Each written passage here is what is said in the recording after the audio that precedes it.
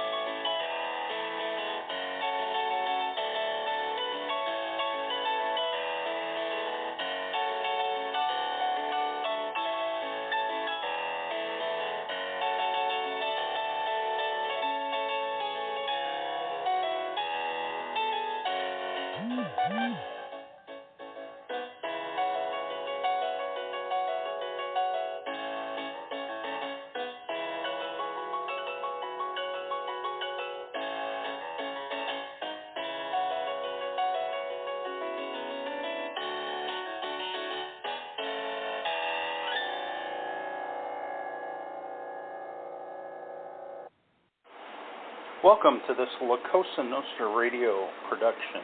La Cosa Nostra is a family unit located on allpoetry.com. Allpoetry.com, the world's largest poetry community. We want to thank Kevin and the crew for giving us a place to call home and hang our hats.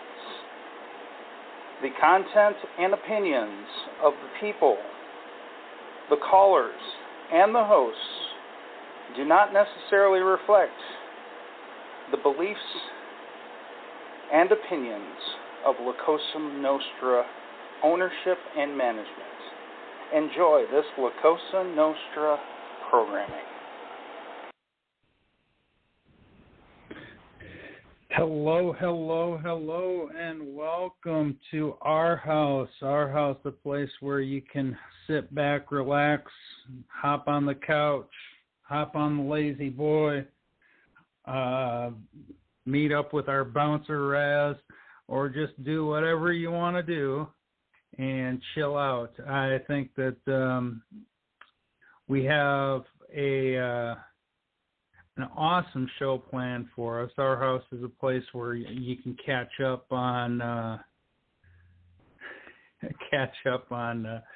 your the stuff we may have missed during the weekend, and we appreciate everybody who writes for us, everybody who does everything for us, and I want to thank Boo for playing that great piano intro to Africa. And what I'm doing right here is I'm paying homage to the nation of Togo, who has become our 90th listening nation around the world, which is damn awesome. And I'm happy. And we are still growing, which is awesome. And without further ado, let me bring in my usual number 2, the bouncer himself, Raz. Hey, Raz, how you doing? Hello, JCA. Hello, our house. I was just reading up with the ghosts and the voices in my house and decided to make a call in while you're here having this fine La Cosa Nostra program. Thank you. Let me keep on to the phone lines and welcome in Headshot. Hey, Headshot, how you doing, brother? Hey, what's up, guys? I'm doing well, thanks. Good. And let me also welcome in Dave. Hey, Dave. Hey, Jay. Hey, guys, how you doing?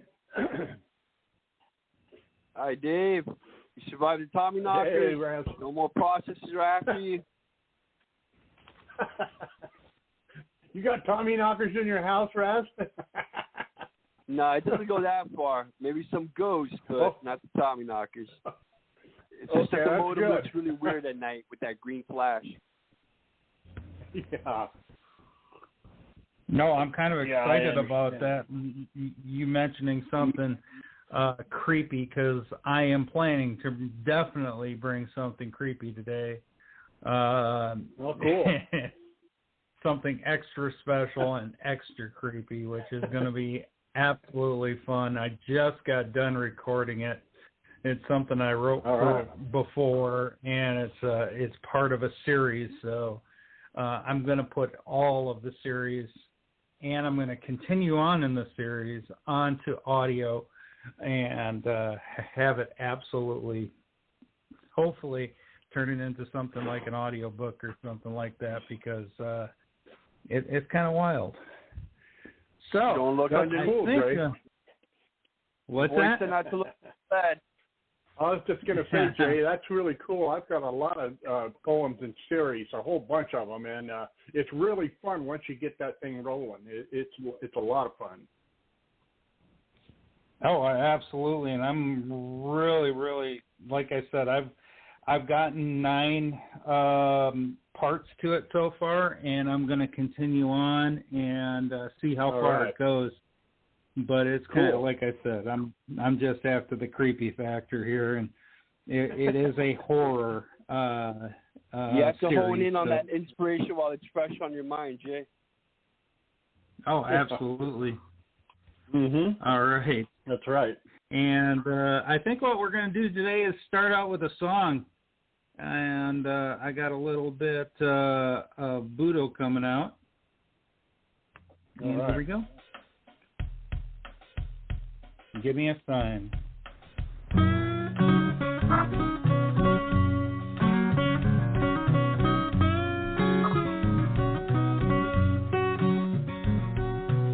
Give me a sign, 'cause I'm down on my knees.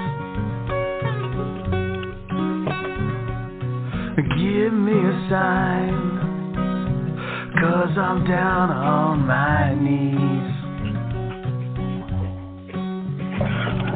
I'm begging for sweet mercy. Yeah, but I'm too blind to see.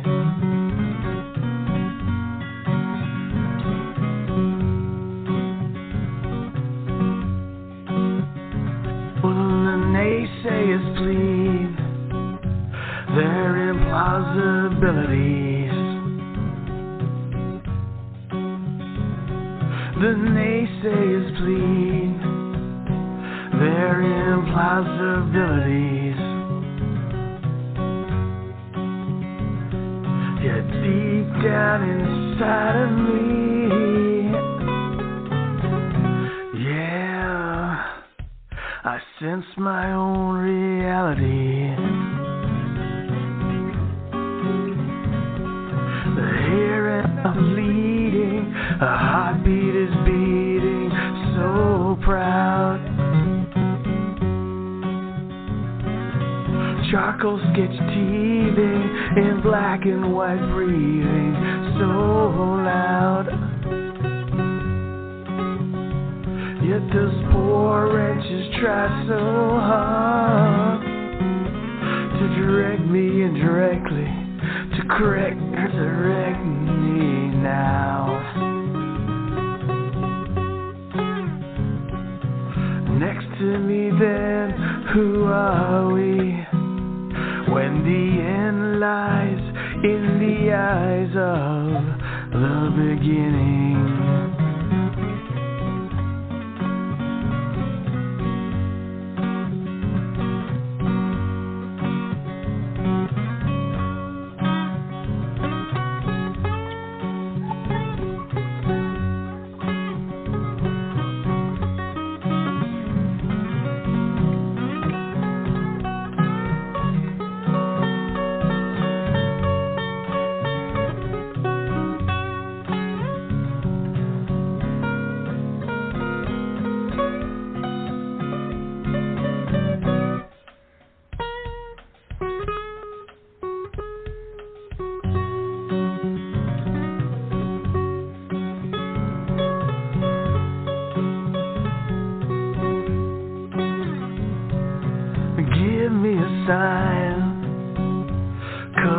Down on my knees. Give me a sign, 'cause I'm down on my knees. I'm begging for sweet mercy. Yeah, but I'm too blind to see.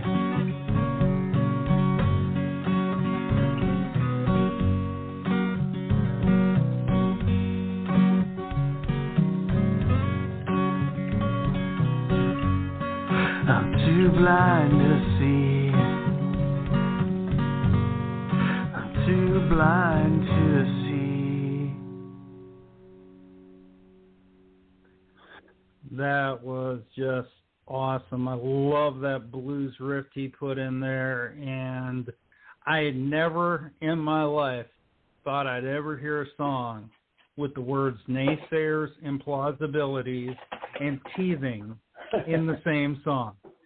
That is, I love the originality, the cleverness, and the awesome, just awesome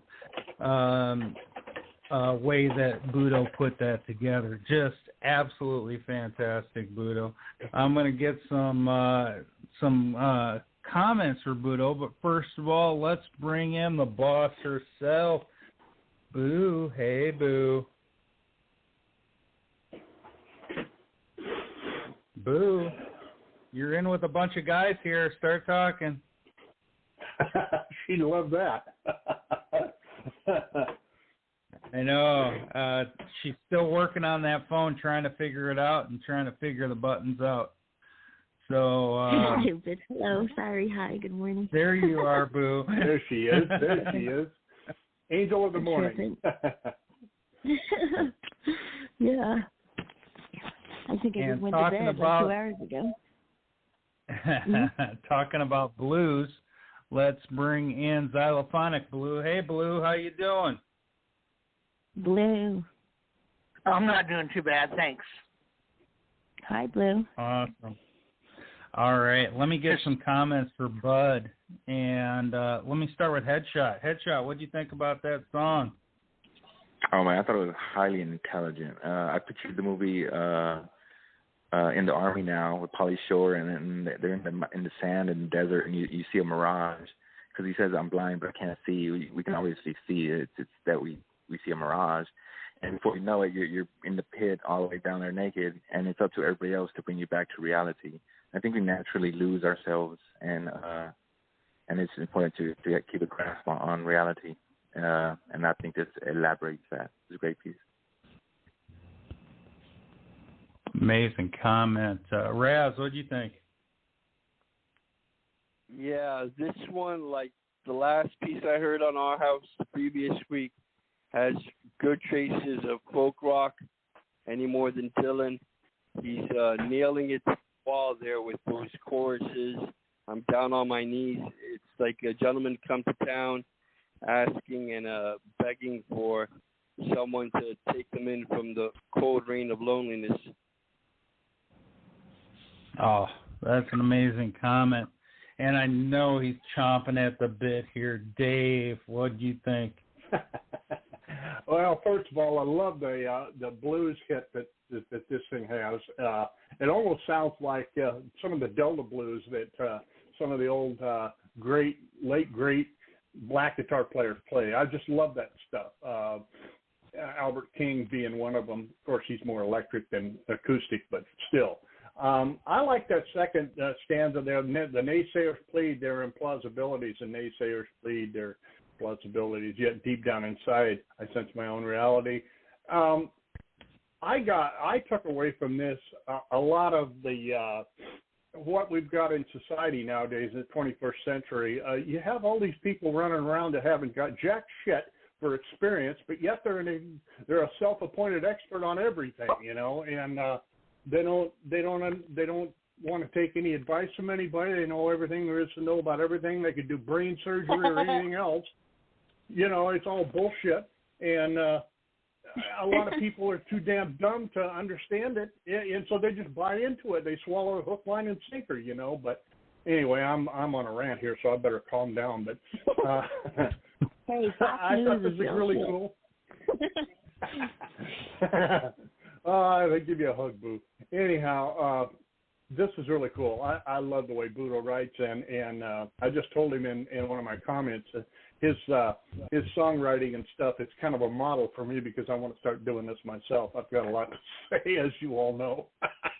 Anyhow, I really liked it. I thought it was cool, and it's always fun to listen to Budo. Always. So, well done. Great comment. Blue, I'm going to go ahead and put up your poem next, so you can go ahead and read. I see you just... too blind to see. All right, Blue. Okay, let me go ahead and get it here. 1 second.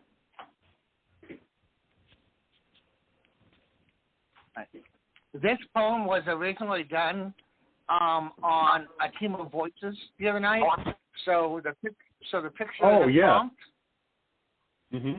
So the picture of the prompt, and this is my interpretation of it. And there was also a quote that went with it too. So if you read down in the AN, the picture and the quote from Albert Einstein. Okay, it begins. Yeah. Suspended, each line, Cinderella's poem, her vertigo of looking up. Summer's canvas, a lady ascends the grand staircase, silhouette movements. Above, her leg emerges from her gown. Familiar scent permeates. Mystic realms, hued as silent reverie.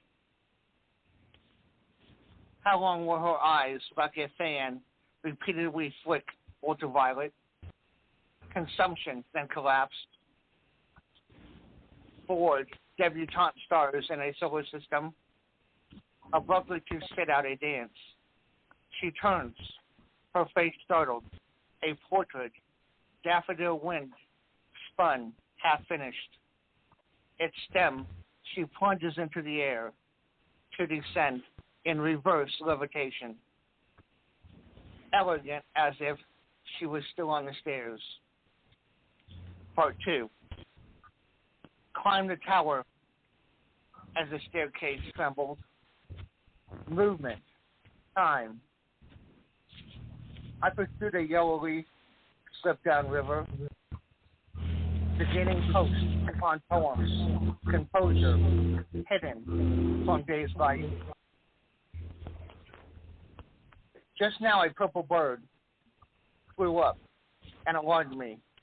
I said, "Amen, yes," and lifted my hands. Tenderness unties and unwinds deeply, heartbeat, heartbeat.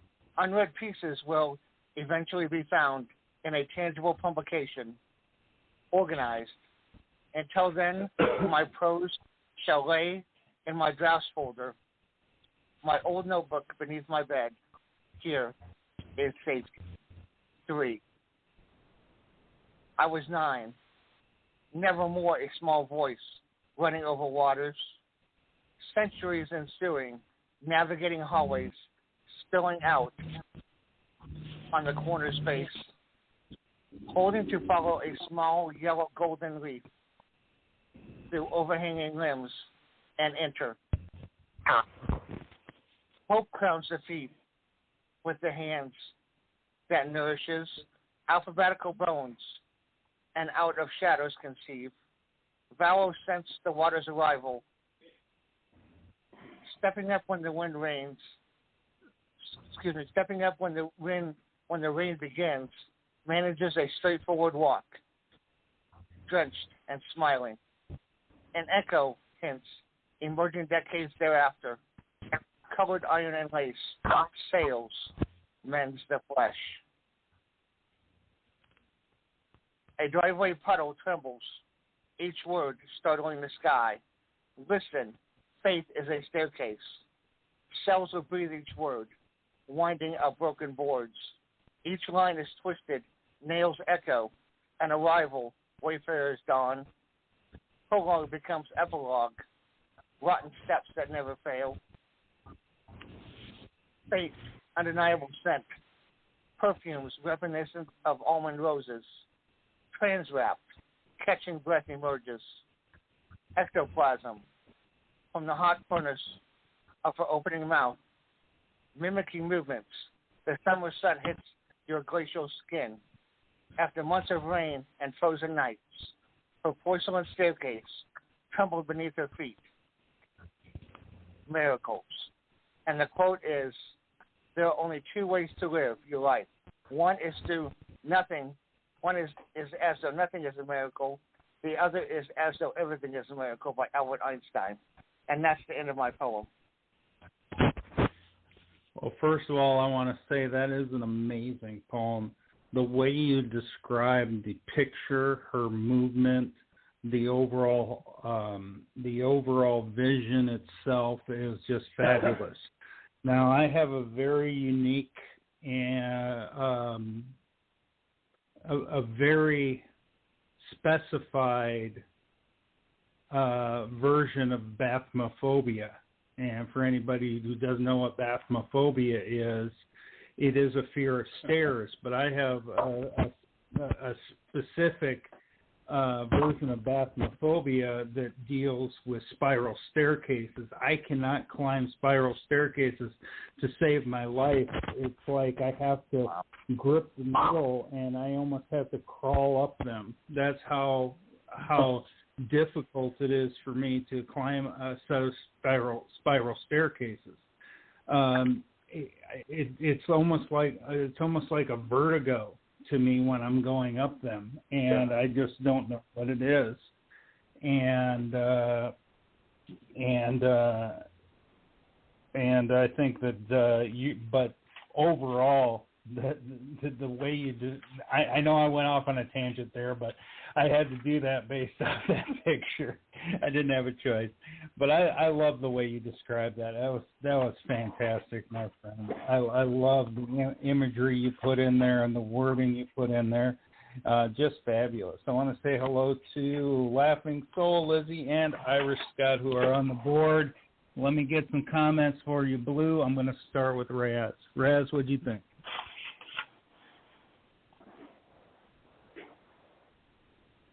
Yeah, that's one of the most twisted things I ever heard.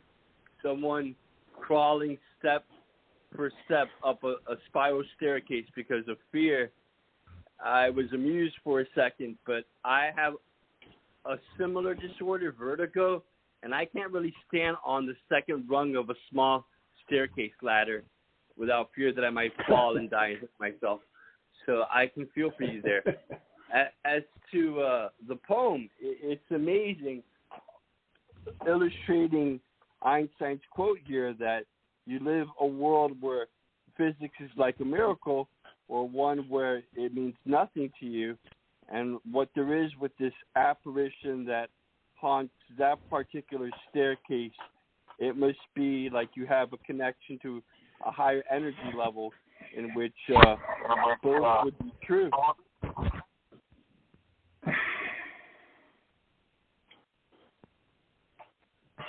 Thank you. Incredible comment. Dave, what do you think?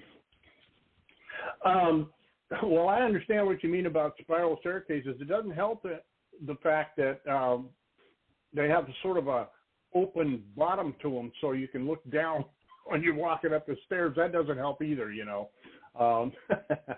I could probably traverse one of those staircases if I had a wall around it, and I couldn't look through the bottom of the foot of the stairs. But anyhow, yeah, I kind of agree with what Rad said about this. You know, a lot of people don't really appreciate a lot of the general functioning of physics and the sciences and stuff like that. And you know, I mean, that's what I took away from this. I'm not real good at taking apart abstract poems and stuff.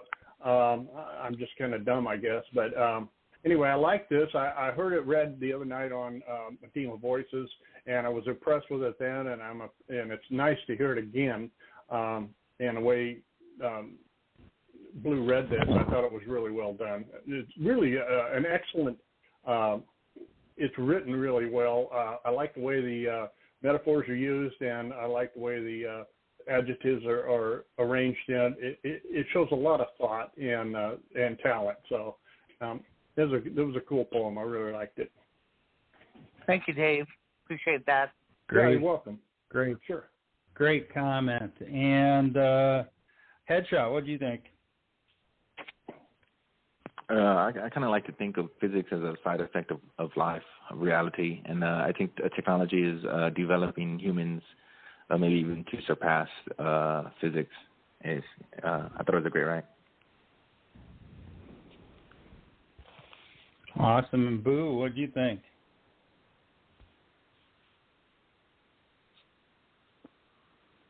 She's unmuted. Boo Bear button. Oh, sorry. Buttons, sorry. Boo, buttons. Sorry, I'm that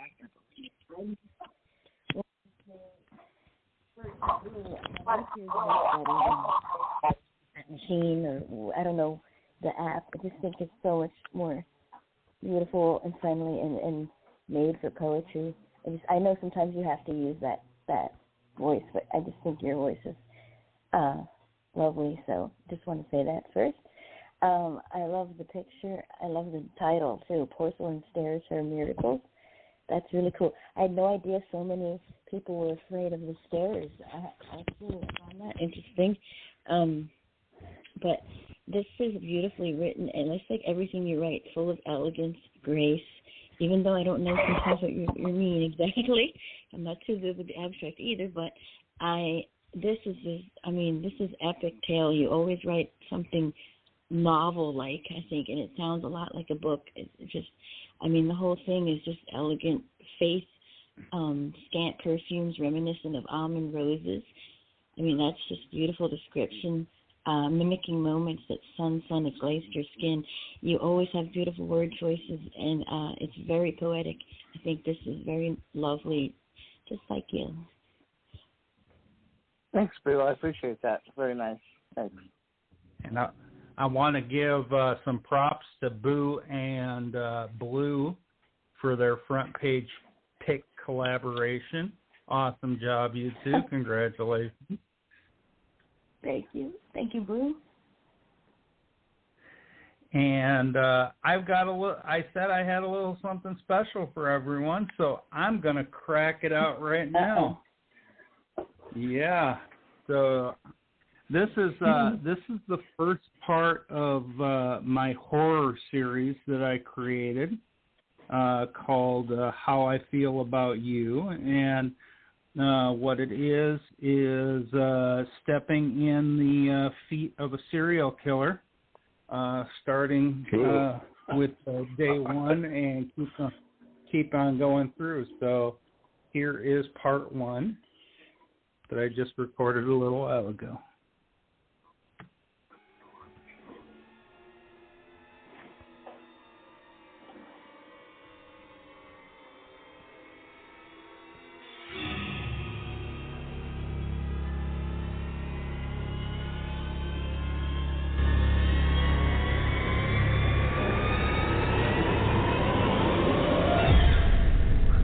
How I Feel About You, a horror series, part 1 by JCA. Hello, my precious angel. Watch you from afar. Know when you get home from work or hang out at the bar. I saw your mother visit you. That's where you get your looks. See you when you go to bed. Try everything you cook. Love you, dear, oh so much. Oh, I have my reasons. Stare right through my telescope. Within all the seasons. All the guys who talk to you seem to disappear. Don't worry about where they are. All you need is right here. Tried to talk to you one day, but I was just too shy. So I stayed just out of reach. Still, I'm your only guy. One day I will get the nerve and walk into your house, make sweet love till morning comes,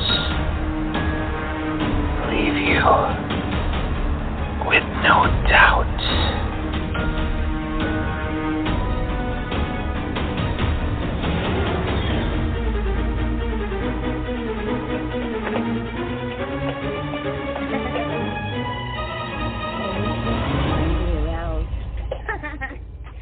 Oh my gosh, that was a trip. Whoa. Dave, what do you think? Dave got bodies under the bed, Dave. Wow, this is beyond creepy, let me tell you. Yeah, I really like this. It reminds me of a song that George Lynch does. He's one of my favorite guitar players, and it's called The Beast, and it's in 2 parts, Beast Part 1 and Part 2, and he sounds just exactly like George Lynch in his on Jay's recording here. It's almost like the same storyline, you know. It's real interesting, and I thought you nailed this, Jay, as far as you know, how these guys think, and at least, I mean, this is my impression of it. I don't have any first-hand experience, but anyhow, I thought it was really cool. You know, I don't look at women through telescopes and stuff, you know. But, why not? I'm kidding. Anyhow, I thought it was really cool. You did a hell of a job on this, Jay, and I can't wait to hear the rest of your series on this. Thank you. Appreciate it. Jay, you sick bastard. Just when I thought you couldn't get any sicker. What do you think, my friend? Who'd you ask? You got a telescope headshot? Headshot. Not yet. I'm about to get one, though. All right.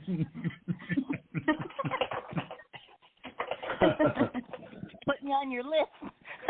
I have the 2-way mirrors and everything, so I can see out and they can't see in. It's pretty cool. Yeah. Oh, there you go. Note to self: get a telescope. What do you think of Jay's poem? I just have like a big old bino right now. Oh, shit. You're crazy. Oh, Raz, I know you got a telescope, but I'm sure not for that. Right. As to mentality of the stalker being portrayed here, that's realistic. They live a delusional life where they sometimes assume the role and identity of the target and how they're personally involved on levels of created by the individual who's being stalked. And so that kind of delusional thinking is actually portrayed in the eyes of the poet. There's that assumption how the target, when it comes to the stalker, are really close. They're going to make love one day. They're on a whole other plane of personal connection. But all of that is just an excuse for this stalker to continue to predatorize the victim. Thank you. Appreciate that. Before I say something, did I miss anybody, Jay? Yeah, you missed Blue. Blue, got you, Blue. I'm sorry. I put myself on hold, I think. I was like... Blue, you still here, bub? Yeah, I'm here. I doubt you have a telescope for those reasons, but hey. Yeah, I'm here. All right. What do you think, my dear? Actually, this is really a good beginning to your series. I really liked it. I've actually been doing some watching of like some old 70s cop shows, you know, and things like that, in which they had a lot more episodes of the serial killers and things like that, you know, before all of the science came along and all the CSIs and things like that. So this just kind of like puts me back in that old school type frame. You know what I mean? Of those type of shows, not so much the modern ones. You know that, you know, I'm not saying technology is bad or anything else like that, but just getting back to the raw, you know, effect of, you know, just what a serial killer might sound like. So, thank you, JC. Great one. Have you ever seen this show called You? It's on right now. I forget which channel it's on, but it's kind of like that. Like, he's really good looking. He's a serial killer. Well, he's a stalker and a killer, but of course they glamorize it on TV. But it's a pretty good show. The voice alone freaked me out. I was like, ugh. I mean, and you were creepy, but holy shit. And, you know, on a serious note, obviously this isn't funny because this has happened to me before, not with a telescope, but the whole stalker thing, and it's frightening and it's terrifying, and they don't give up until they don't give a shit about a restraining order or stay 500 feet away. He just stalked me from 500 feet away. So, and it's scary and it's frightening, and you're afraid to go out, you're afraid to leave your house, you're afraid of every noise, every sound. So, I mean, it is serious, but I thought you did a great job with the wording, your voice alone. I can only imagine the body count under your bed now, Jay, but and then you saw, I love you, dear, oh so much. Oh, I have my reasons staring at me through the telescope with all the seasons. Hey, Boo. He's got a dirt floor underneath his bed. Yeah, I think so. Very. Yeah. Anyway. Well, the body count's rising as we speak. I thought it was really great, Jay, creepy, and I'm interested to see your part two myself. Good job. Charlie, all right, Boo, thank you. Under there.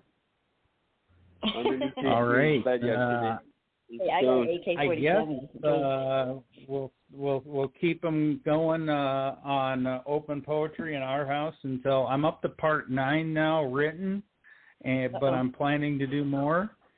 So we'll keep it going on our house and open poetry. So that's awesome. Thank you, everybody. Okay, sure. Let me grab Boo. I'll put yours up next. Let me grab it.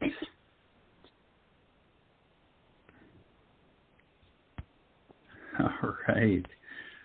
Boo says she wants more killing, so let me put something on. More killing. There you go, Boo. Oh, murderous. I love the name. Dead on arrival, no chance of survival. Each mark of a ravenous quill, envied. Boo. Boo, boo, boo, boo, boo, boo. Put your mouth up to the microphone, dear. To twist more than just my fate. You, as you were, no more needing to be said. Eyes that bore tears of sadness, a heart that consistently bled. Maybe that's the good in it, a gift in crossed stars, the reality of ever-present door that we both know was left ajar. You were the one I'd always wanted, I was the one you leaned upon, with me not knowing who you were, in your faith, in your strength, long gone. Each time you speak, I hear you, words distraction becomes blurred.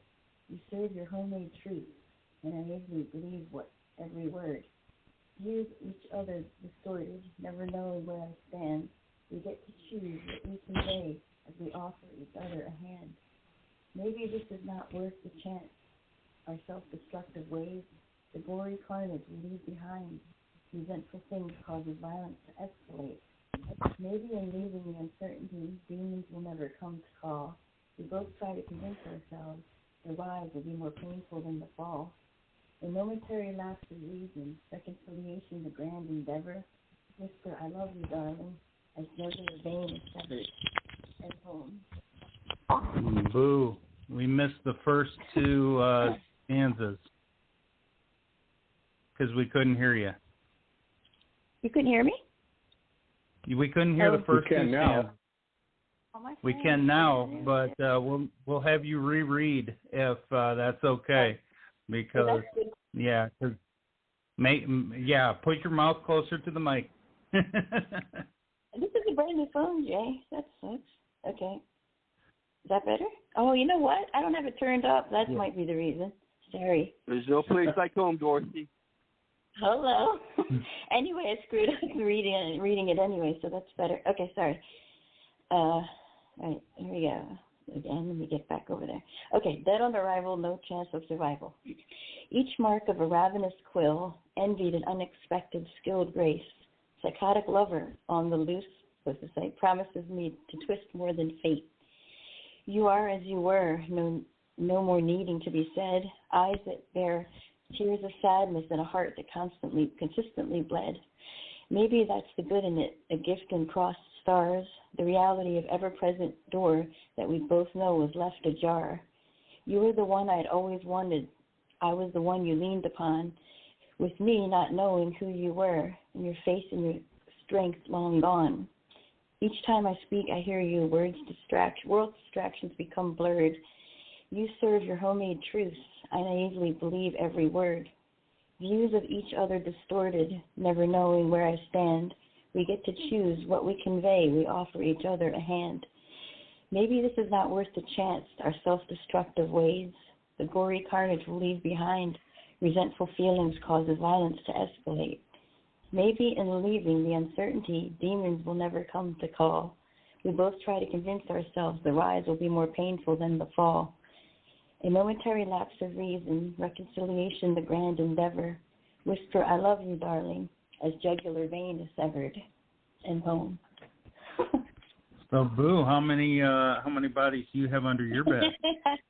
Oh, shit. As many as you do.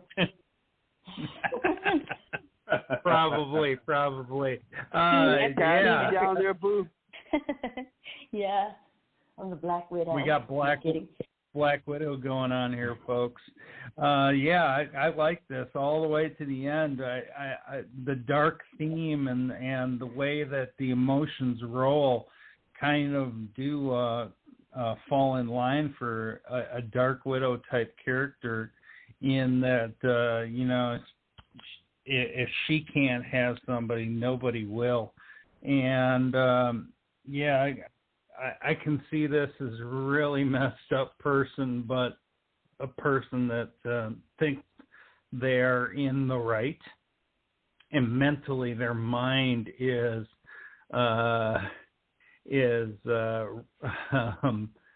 all within their mind thinks their reality is the correct reality when in essence they're just totally off kilter. I like the way this goes, Boo. This is awesome. Let me get Jay, don't guys like the crazy bitch? Maybe not that crazy, Boo. Maybe not that crazy. Damn. Headshot. What do you think? I think this is a great. It shows how men and women have been trying to get together and been separated throughout history of time, and very few get it right. So who are we to say who loves and who doesn't, or who loves more or less, or who is correct or incorrect? For that matter, I would say try everything and let's see who wins. Let's see who gets farther, because we're all doing it for ourselves, not just for a few people. This is for humanity. So I would say try everything in every which way and see what happens, because we want the best outcome for everyone. It was a great night. Thank you, Headshot. Raz, what do you think? Yeah, the personality I saw described in this poem is definitely disturbing. These are domestically violent situations that I pity anyone being in right now in the United States of America. When you have someone that you believe you can love being on that verge of becoming damaging to the point that they might harm you in a certain way or even commit homicide, there's just so many foretelling signs or warnings before horrific events like that unfold, to which in many cases no one knows to get help on time. What is equally disturbing of what she described here, the poet. Mm-hmm. And you'd be surprised how many women think this is love, that this is love. Oh, he loves me. That's why he's doing this. That's crazy, too. Thank you, Ed.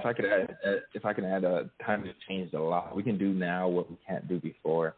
For instance, myself, I'm in trouble right now for telling my family I'm going to kill them. And I've been saying it for 10 years, and it's legal because I'm in trouble for it and I'm being punished for it. So I can't be punished for it again. And I haven't done anything, so that's where the law stands. And it just keeps everybody away from each other into the future. And we all just hope for a better future is basically what it does. It gives everybody a time out. It was a great night. Yeah. Thank you. And Blue, what do you think? So here's a little bit more for your ending, Boo. Okay? You sever the jugular vein, okay? Then what you do is you pull it out like a rope and you throw it over the rafter beam in the house. There you go. And you hang the person with it, okay? And then you say, I love you, darling, and you give them a kiss. There you go. Oh. There's your body. You are sick, Blue. I knew it was in you. Thank you. No, Jay, get the all right. down. There you go. There's your body. And lastly, Dave, what do you think? Well, this is real interesting because to me, it speaks of a chaotic relationship. I think we've all been in those before. You get into it, and after you're in it a little while, you start to wonder about the person that you're involved with. You know, when you first met them, they seemed like the ideal person, and then after you've been in the situation for a while, you think, Jesus, what if I painted myself into some kind of a corner with these people? You know, how do I get out of this shit? You know, and you know, it can be scary as hell. You know, we had a gal that I got to tell you guys this real quick. We had a gal that worked in this health spa that I used to work in, and she went through the same shit. And there was a whole bunch of bikers that came into the spa, and I was kind of instrumental in getting these guys in there because nobody else wanted them in there. And turned out they were really a cool bunch of guys, and they were rough. These guys were, you know, right next door to the Hells Angels. And I told one of the guys about that, and they hunted this guy down. And they put the fear of God into him, and I talked to her a little later on, and she said, Oh, they're leaving me alone for some reason. So, anyway, I thought that was cool. Anyhow, this was really cool, Boo. I thought you did a really good job in describing this. The whole scenario and the storyline reads really cool. I loved it. I thought it was good, and it's typically you. So, way to go. We should look out for those red flags, right, Dave, that we ignore. Cause, yeah, no shit. Usually they show no themselves kidding. early. Mm-hmm. Yeah, they do. All right. They do. That's right. Folks, Yeah. it's that time of the show. Thank you. Raz, are you ready? Uh-oh. Nah, not again, Raz was boss. born ready. Not again. You were born in the house of pain. Oh, you mean doing Lauren? Yeah. Okay. Yep, we're good. You're up, Lawrence. All right. Actually, it's a comfort that I get to do the scripts myself. He's great if you want to try out voice personalities. Here we go. Lawrence, 67. Social media confrontation. Hey, buddy, you got a problem with me or my post? As a matter of fact, I do. I think your post stinks, and so do you. Oh, yeah, tough guy? Good thing you're not from New Mexico. We don't play in the land of enchantment. Yeah? Booger eater, ha-ha. You gonna play with my size 5.5 halfway up your ass?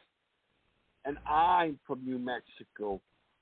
Tough words from a puke, pinky, punky, and you better not think about visiting Silver City, cause you're gonna bleed. What a pity if you come to Silver City. Shut up, homie. You don't want to know me. Dookie lips. I'm from Silver. What you gonna do about it? Huh? What side of town you from, you bum? We inside till we die, you stinker, boy. East side. You don't live by the Beachums, do you? Yeah, we do. Doo-doo bread. Yeah. So, son, is that you? Oh, shit. It's my dad. Run. Get your ass home, Mateo. Your mama's been worried sick. Damn.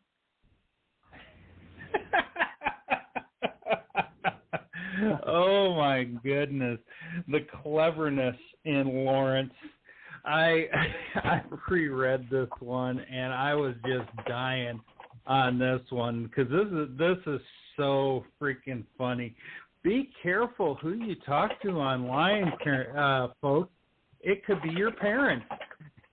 So there you go. Headshot, what'd you think about that one?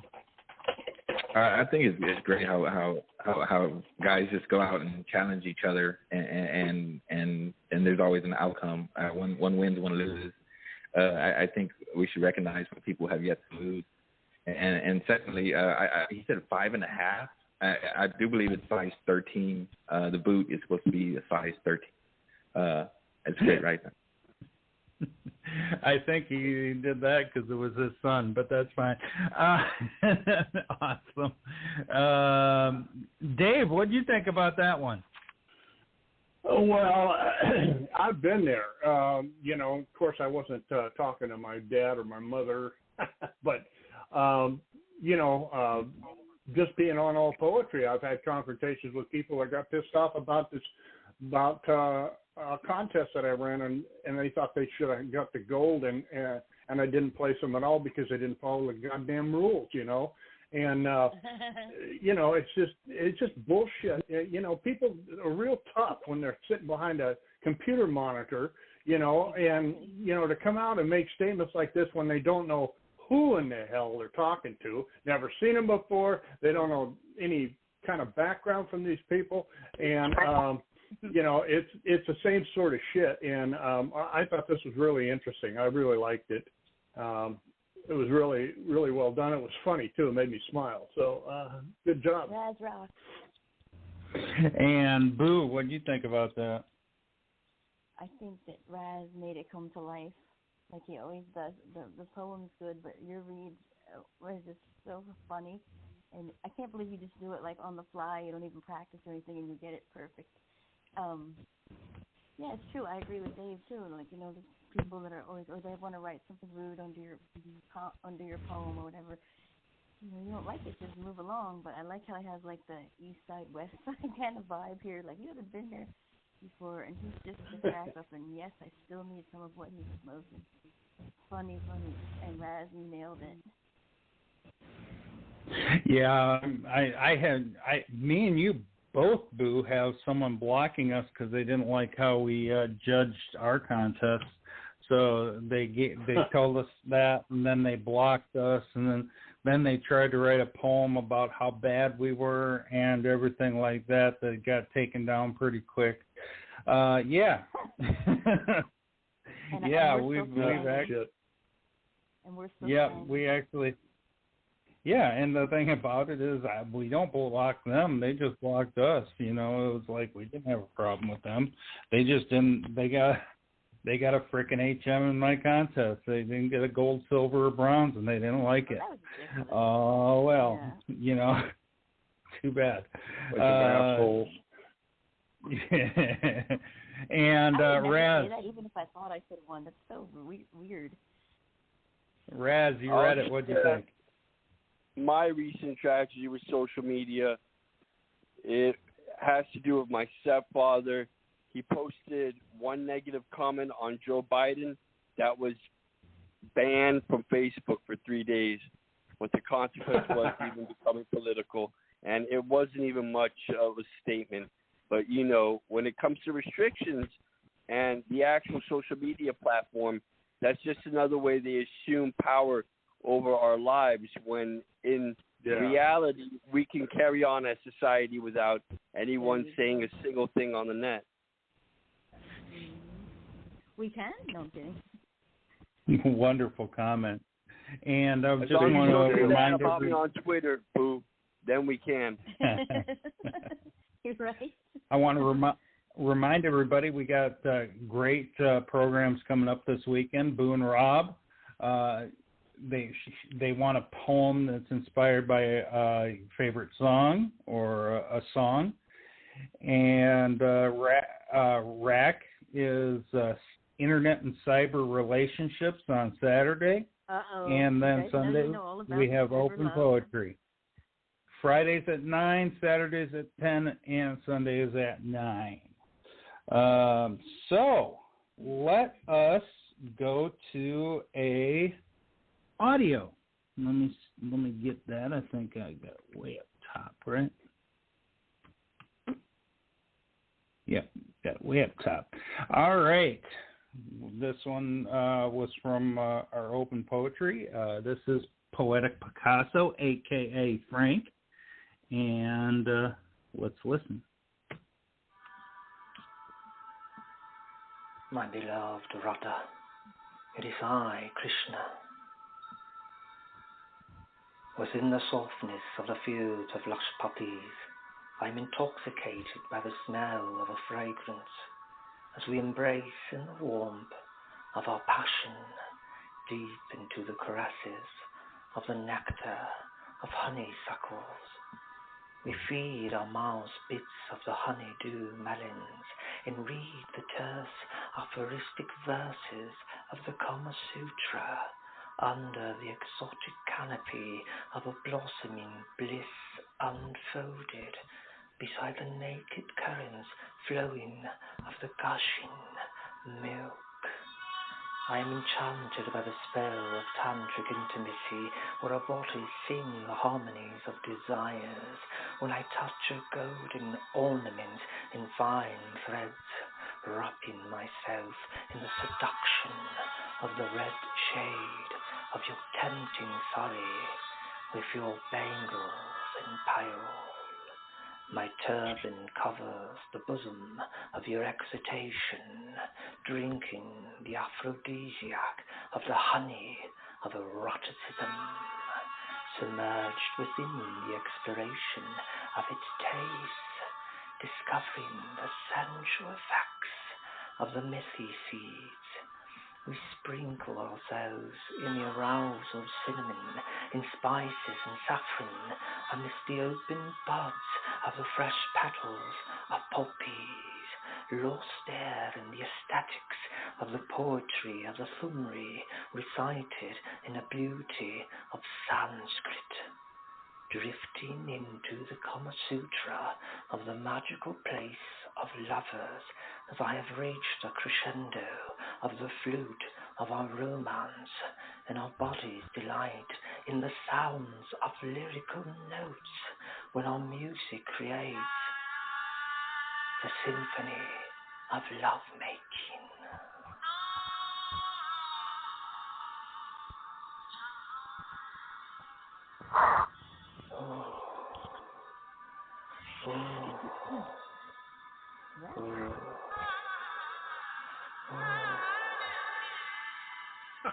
Symphony Oh my gosh. of lovemaking. No homo.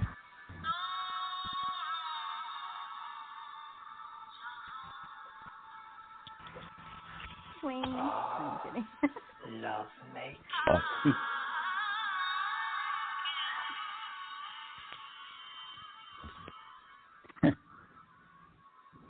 Well, he sure. Good morning. There we go. That background sounds like it came in over the Tin Can Strings blog talk phone system. I have an Iraq flashback. Well, yeah, he sure, like I said, he Good sure grabs a hold and puts his fingers on the erotic pulse there. I don't think that's wrong because he put his fingers and stuff. He's quite the actor though. Definitely trained, and you can sense that whole thing. He goes all at it when he gets into character. So very cool. Very cool. Okay, Boo. What if I start with you? You're gonna go. I'm like, whoa, it's too early for this, isn't it? No, it's not. You're right. He's a good actor in every performance that he gives. Every time he reads, it's a performance. And, you know, he's talking about the Karma Sutra. And, I mean, written in the softness of the fields of lush poppies, intoxicated by the smell of the fragrance. I know that he loves flowers. I know that he loves smells, apparently. And this is pretty erotic and sensual, and he's talking about honeydews. He's got all the smells in there, all the sounds and the tastes, and then pretty much says he's a pro at the Karma Sutra, or, you know, well versed in the Karma Sutra. You go, boy. And let's see, a magical place for lovers. I reached a crescendo, so, you know, I guess that would be. And then I like how he puts the music tied in there, really. The symphony of lovemaking and the whole melodies and all that. I think that's cool. When I first looked at the picture, I thought it was one of those, you know, things for a crime scene at first. But then I thought, and what a beautiful girl in that video. Yeah, I think they also gave respect to, I think, India as well. Yeah, really good job and really sexy there. And Dave, what do you think? Oh, this was really, really nice. Yeah, Frank's the master of writing this sort of stuff. You know, the erotic, sensual type of storylines, and this one was really well done, I thought. Yeah, it brings in the Kama Sutra and, you know, weaves it in and out of there. I thought I like this one stanza here. It says, "My turban covers the bosom of your excitation, drinking the aphrodisiacs of the honey of eroticism." That about sums it up, I'd say. You know, submerged within the exploration. Yeah, discovering the central effects of methy seeds. I don't know what methy is, but anyhow, yeah, it was really well done. You know, it's got his signature on it as well. So I thought he did a good job with this poem. I liked it. Does it matter what it is, Dave? Not really. I'm just kidding. Raz, what do you think? Yeah. Thank you, Pink.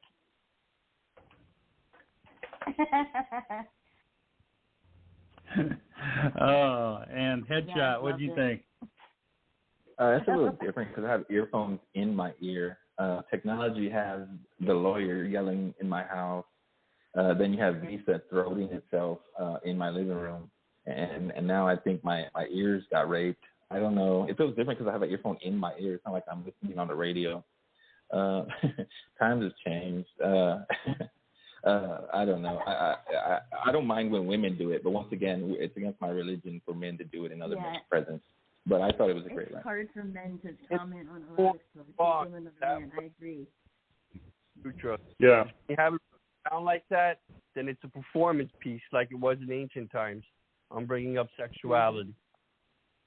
How well does he perform? I don't know. Okay. I agree. It is definitely a performance piece. He's Raz is absolutely correct on that. All right. Mm-hmm. Let us go. Let's see where Headshot. You're up. Okay, cool. This one's called it's Harsh Times in Tigerland, which are both two great movies. Jar-Headed Hurt Locker. I love that movie. Jar-Headed, which are also two other great movies. Jar-Headed Hurt Locker thought it ticked, but it just talked. Clock stopped at the hip hopper. Some might say it is their time, while others will tell you what time it is. Then a splat from a chopper. It wasn't until the world hated themselves that the devil learned to love himself. Mom talked down about grandma like sister talks bad about mom. We talk of cowards like blacks speak of Uncle Tom. Don't say election towers a bomb or the boogeyman might come. Expect your first and only wife to be married 3 times before 30. Expect her to take your son. Expect 3 kids from 3 men as one is unknown with a gun. Might lie and replace the dad for child support, but the re-dad might run. Expect 3 abortions, 3 miscarriages, a dirty pope, and a cannibalistic nun. Expect her to abandon her kids for the next best thing. Expect him to chase his for the last. Now is after the future. Don't get stuck in the past. Calm and collective as development has a wrath. And poem. Wow. This has some harsh words to it. I mean, there is some seriousness behind that, and I agree with Boo. Expect 3 abortions, expect 3 miscarriages, a dirty pope, and a cannibalistic nun. Oh my gosh, you got some hellacious wording in here that absolutely. You should hear the other poems I wrote as well. It's getting ruthless. Like all my other poems I just wrote, they're ruthless. I'm like, oh, can I say that? Am I gonna die? Is someone gonna come kill me? Hey, this is a free country, man. But it is. It is. Anyway. But I can feel. What ultimately I feel within this poem is you letting something out, you letting it release, you keep, you just are getting stuff out, and it's important for you to do that. And I think that's pretty damn awesome in that way. So excellent job. Dave, I'm going to let you make that first comment. Oh, thank you. What I really identified with was the second to last stanza here. It says, expect your first and only wife to be married 3 times before she is 30. Expect her to take your son. Expect 3 kids from 3 men as one is unknown with a gun.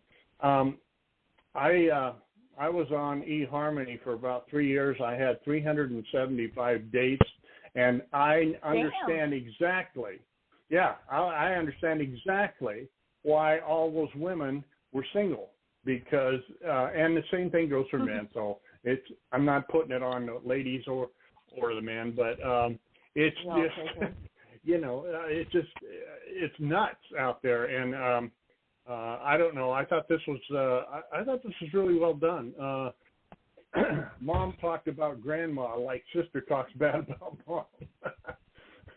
We talk of cowards like Beck speaks of Uncle Tom. Don't say election towers or bombs. or the boogeyman might come. This whole poem was really, really interesting and had a lot to say, and I thought it was said really well. I liked it. Thank you. Dave, you should write a book about your eHarmony experience. I should. No shit. It'd blow you away. You would not believe. Hey, 365. That's one. It's every day of the year right there. A day. That's pretty good. 300. Well, that's over a 3-year period, not just 1 year. It's still a year of life. Still good. Still a year of life. But yeah, it's still a year. You should write a book about it. You should like a forewarning or something. Oh God, it's amazing.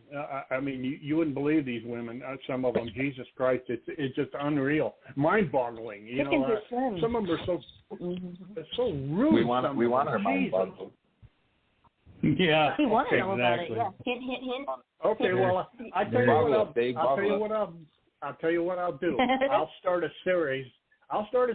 About this, just like Jay did. And yeah, good one. Good idea. Yeah.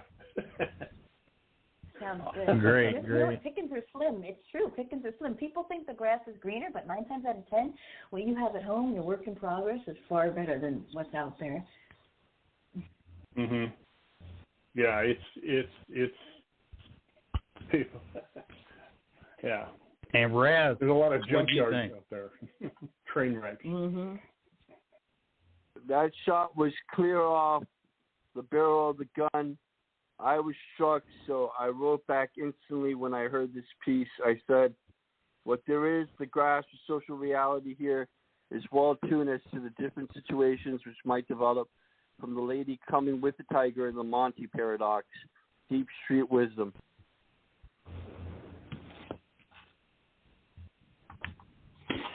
And Boo, you get last say on this. Well, I think I agree with you. You know, if you're gonna let it out, and you know, there's a lot of good points too, because there's a lot of women like this. You know, I see it every day where I work. They think that abortion is birth control, and it's not. They have 5 different kids from 5 different fathers, and you know, and then the men get the shaft all the time. I see it all the time. Like I always say, you know what I'm gonna say. Just because you have a vagina doesn't mean you should be a mother, and your kids will know that. I think that you should save all the poems that you wrote about her and put them in a book next to Dave's book, and then just give it to her one day. Like, here you go, you know, on their 18th birthday. And, you know, I think this works, too, because it's shorter, and I think it was more effective because it was shorter, and it kept the attention. But a lot of this is true, but, you know, women won't admit it, you know. They get away with a lot more than men do, I think. And sometimes that comes in handy, sometimes it doesn't. But I love the picture, of course. You go, boy, you're using all my stuff. So cute. I appreciate it. Yeah, and then I try to expect your first and only wife to be married 3 times before she's 30. Yeah, that's pretty bad. That's a red flag right there, I would think, you know, for most people. But we think we're in love and we think this person's perfect, and then by the time we find out, it's too late. So I say keep speaking your mind, purge yourself so that you're clear of all the shit. When it comes time for you to go get your kids, which you will.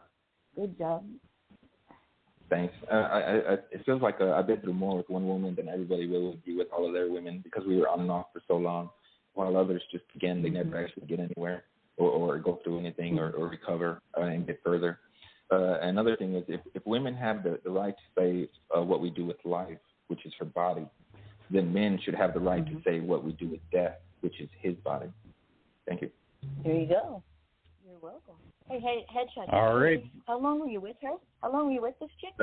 8 years, on and off 8 years. 8 years, okay. Got it. Okay, thank you. Boo. You're nosy. Boo. Yeah. I'm putting you to work. I gotta get that paycheck. All right. I got a poem by Tila for you to read. Oh, okay. That picture's so cute too, Headshot. It's cute. Okay, Tila. Spread happiness. Now here's a good woman, okay, fellas. All right. Look at the sun, 1,000,000 miles away, lonely and alone. Look at it, brightening up, spreading light and glowing. Look at the beautiful flowers, striking in colors. Guest for a few days, lives up the whole world with the colors and fragrances, part happily. Each one of us are lonely, just boosting each other with little bit of laughter, little bit of love and happiness spreads glow in one space. And poem. I like this poem because it's got such an awesome message. I love how she starts out. Look at the sun millions of miles away, lonely and alone. But it still brightens up things. It still spreads light. It's still glowing. It's like a message for us, even though we may feel lonely and we may feel alone.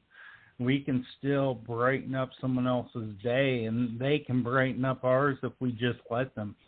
I think that this is a wonderful message and a spectacular way to put this. Just fantastic job, Tila. Headshot, what did you think about this one? I thought it was great. I love the picture. I love how the sun is just peeking right at the horizon. I think it is beautiful, and it's important to keep a positive message in writing. I thought it was a great piece. Wonderful comment. That's her middle name. And Boo, you read it. What do you think? Well, that's her middle name. Here is a good woman. She's always spreading the love, positivity. She's always uplifting. She never says a bad word about anyone. Yeah. And her poetry is simple, but it's to the point.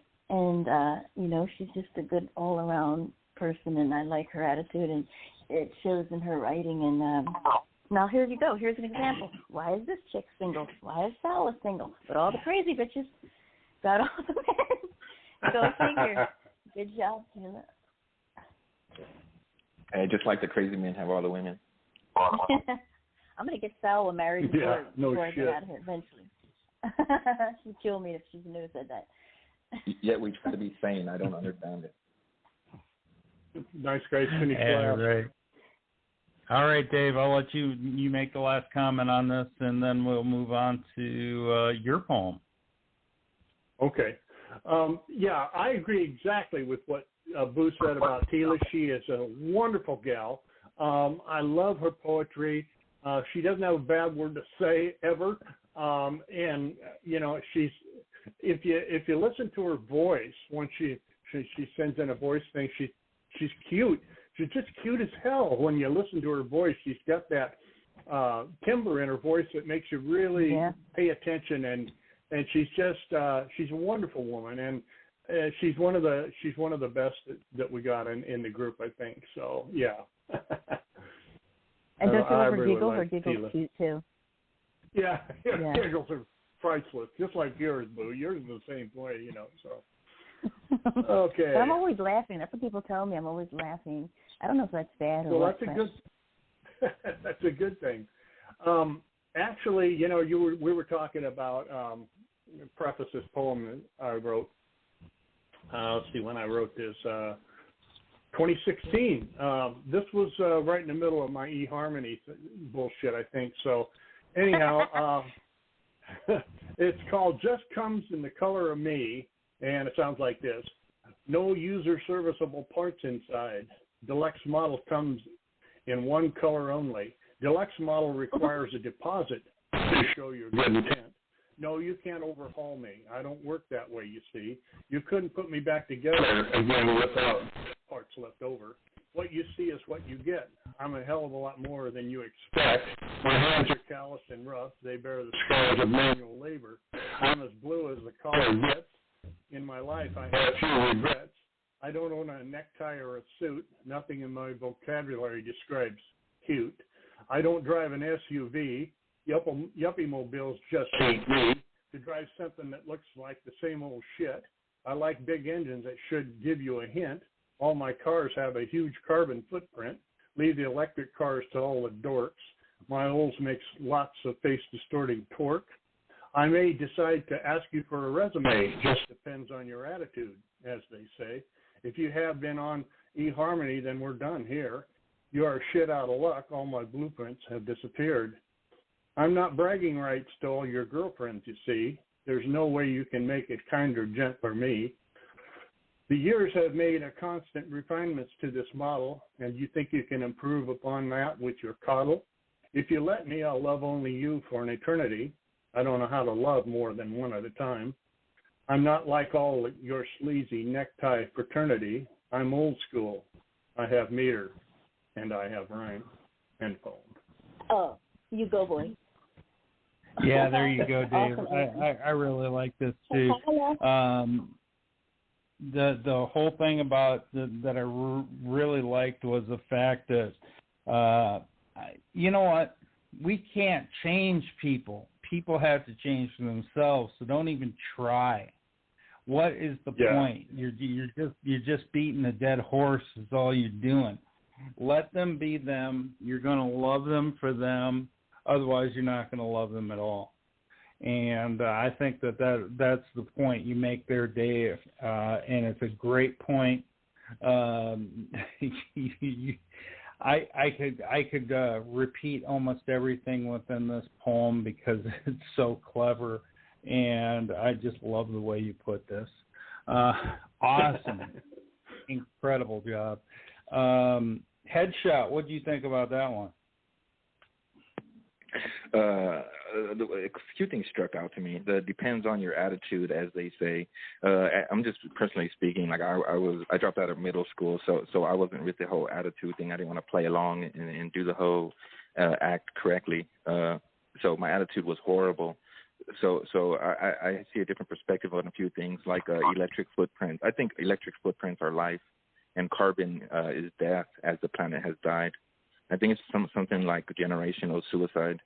I think there's more than one old school. There's more than one forever. There's more than one love. And we need to separate those things and find out which one's better so we can all get on the same page. I thought it was a great write. Incredible comment. Raz, what do you think? Yeah, there's a fine sense of postmodernism here where you have the subject matter and all of their social value by comparison of society being compared to used car parts and whether or not these implementations can be replaced. And so I would think if anyone's really already at this state of perceiving other human beings, then we're all pretty much out of gas because the original design did not come with that user warranty. And Boo. Thank you.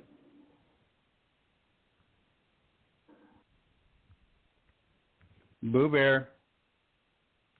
Sorry. I think that's the mistake that people make. They think that they can change the person, and what you get is what you get. You know, you can maybe improve a little bit, but, you know, women especially are guilty of this one. I think that this is real and realistic and funny. And what's wrong with a real man who can get dirty? I mean, seriously, there's so many pretty boys and prisses out there. I just can't stand that. You know, don't even know how to change their tires, change an oil. Just useless, in my opinion. Yeah. And you know, it's like everything that's manly or used to be manly, there's not many men like that out there anymore that even know any of this shit. And I don't drive an SUV. It ain't me to drive something that looks like serves. Oh, shit. You crack me up, too. You're so honest and straight up and to the point. This poem makes me look more forward to your book. I think this is true, and it's really straight up. And I'm sure some people had a problem with it. But, oh, well, I thought it was realistic. And, you know, we need to realize what we get is what we get. I see a lot of women and my friends do that. So I have friends that actually have tracking devices on their men, if you can believe that one. And that's how bad it's gotten, Dave, you know. So I hope you find a good woman who's real someday. Yeah, I have friends that have like those apps and they're following their man all day long. That's just fucking crazy. Hello, that's not a red flag for you? Whoa. Great poem, Dave. Yeah. Truth. Thanks, Boo. Thank you. You're welcome. All right. Now we got a little treat here. I'm going to play an audio. And next up is Laughing Soul. Here we go.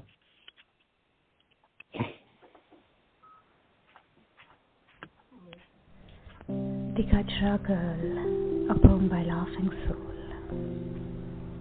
I've seen her under the streetlight, sitting beside her mother at night, carefully stringing pearls of jasmine, weaving gajra's fragrant white.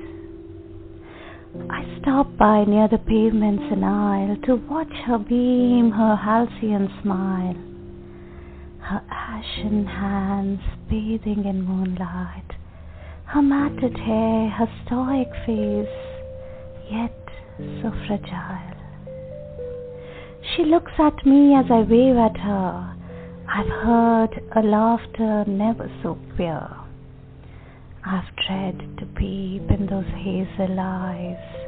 I've seen them sheepishly the darkness cheer. A little girl on the edge of a rusted knife.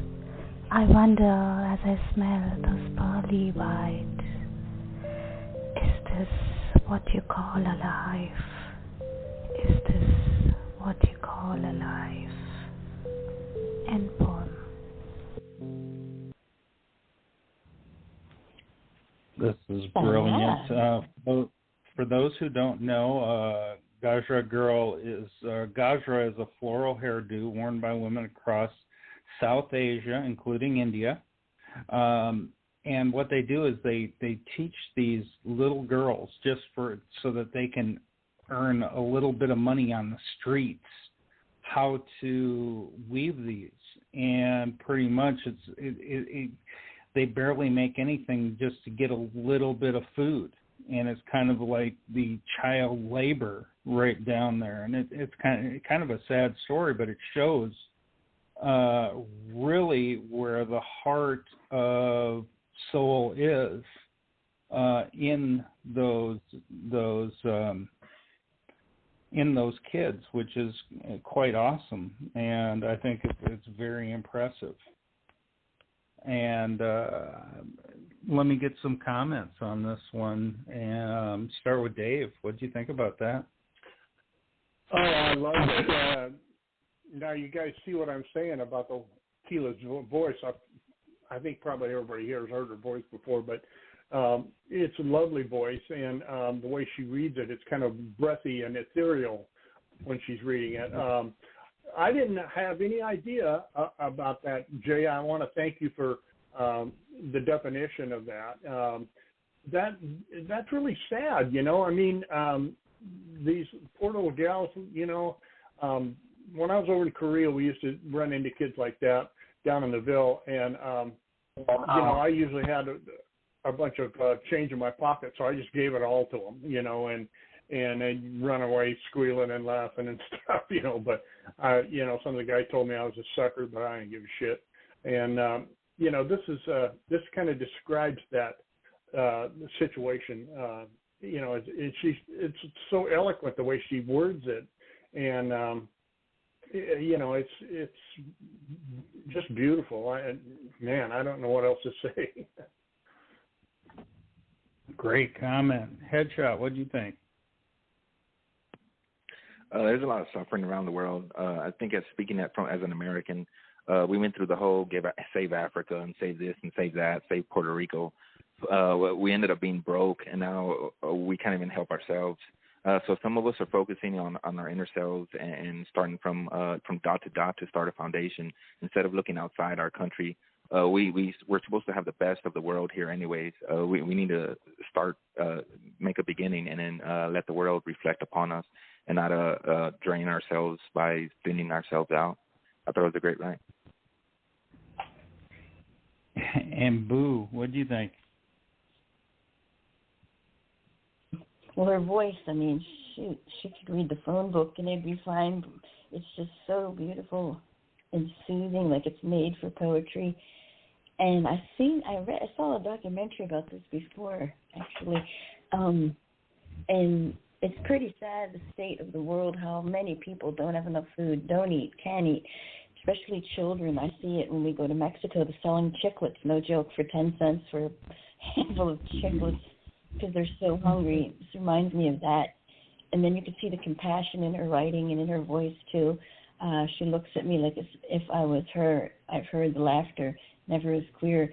You know, even though she's I know she comes from a good family. She's, not poor. She still cares about others, and she always shows it in her poetry. Really beautiful here. This is what's called life. Is this what you call a life? No, I definitely don't, especially for children. It's pretty sad that they're hungry and everything else. It breaks my heart. Good poem, Soul. And Raz, I'm going to let you have the last say, and then we're putting your poem on the board.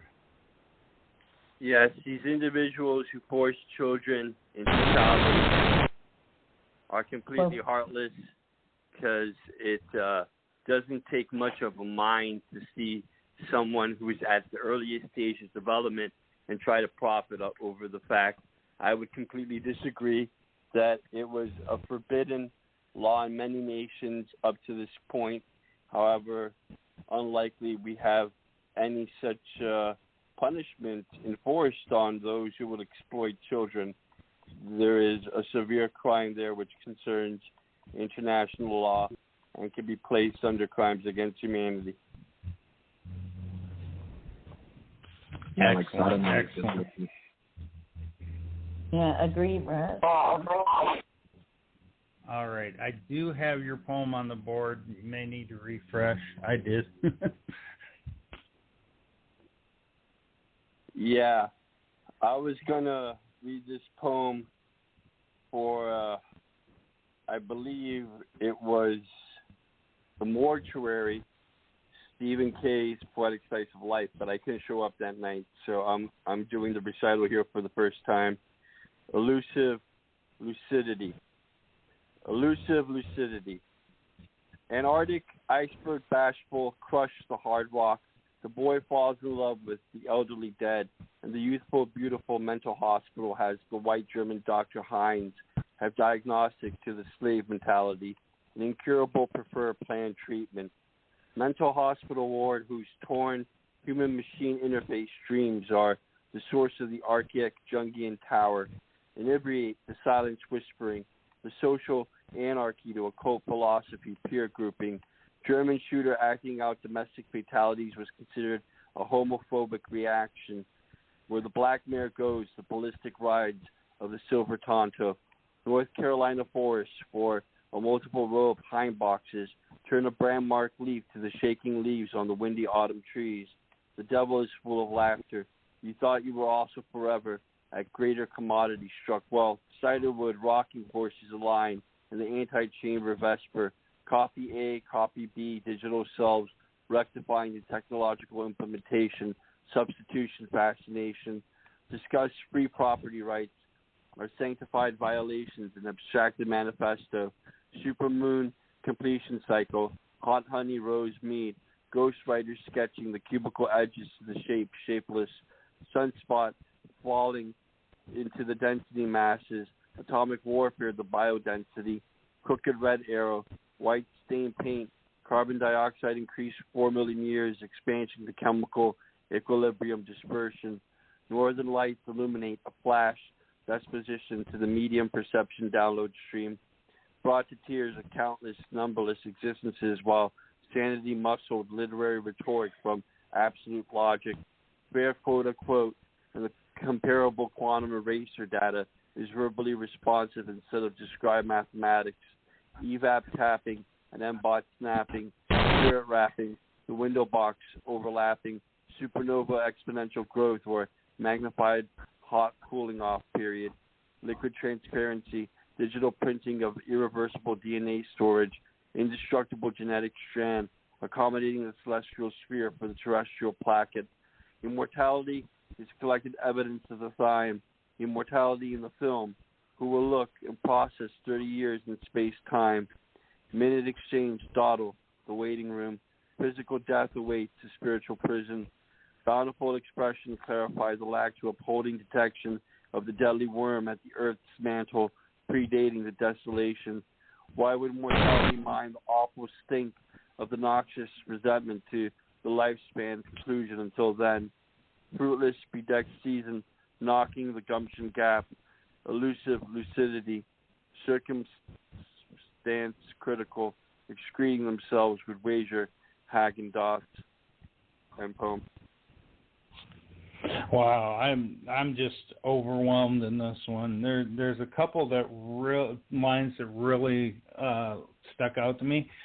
Now, when you brought forth at the beginning the mental institutions, and I just felt this right at the beginning, and in that first little paragraph that you wrote, I really felt like you were talking about those of yesteryear, where any little thing like schizophrenia, depression, bipolar, they weren't considered like a medical condition where it was an imbalance in a person. All they were considered was a generic psychiatric person that really and truthfully would go straight into the county home or the insane asylum, something to that effect, where they just would strap them up and let them live and put them in with some of the most dangerous people in the world that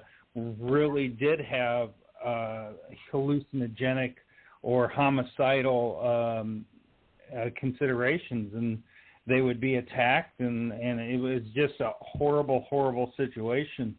And they would put them into straitjackets, padded rooms, and everything like that. And if you think and pretty much sometimes they were so afraid of the people that they would just give them food and a tray to eat and not even care about how their hygiene went, because they were too afraid to even be around the person. And it was just horrible conditions, horrible situations. And when they died, this line popped out to me: brought the tears of the countless, numberless existence while sanity muscled literary rhetoric from absolute logic. Now, that one jumped out to me because a lot of these people in those situations became numberless. They became nameless. They have no history, and they were buried on a plot and just forgotten about with no name. And it's a very sad and very tragic part of modern society, that we've lost history and we've lost people, and that's just the way that how it used to be set up, and it's sad. And I think that this whole poem in itself was quite an interesting and fascinating look at that, and a look at possibly psychiatric problems as a whole. There was a darkness, and I think the overlying feel of that, and I think that you did a great job with that. Dave, what did you think about that? Well, I agree with what you said about the first part of it, Jay. In fact, I agreed with everything you said about it. I'm not real good at dissecting stuff like this. But I thought it was really, nothing against Raz. It's just me. And I love the way this guy writes. I like the way he thinks, and I like the way he uses the words in the sentence and stuff. I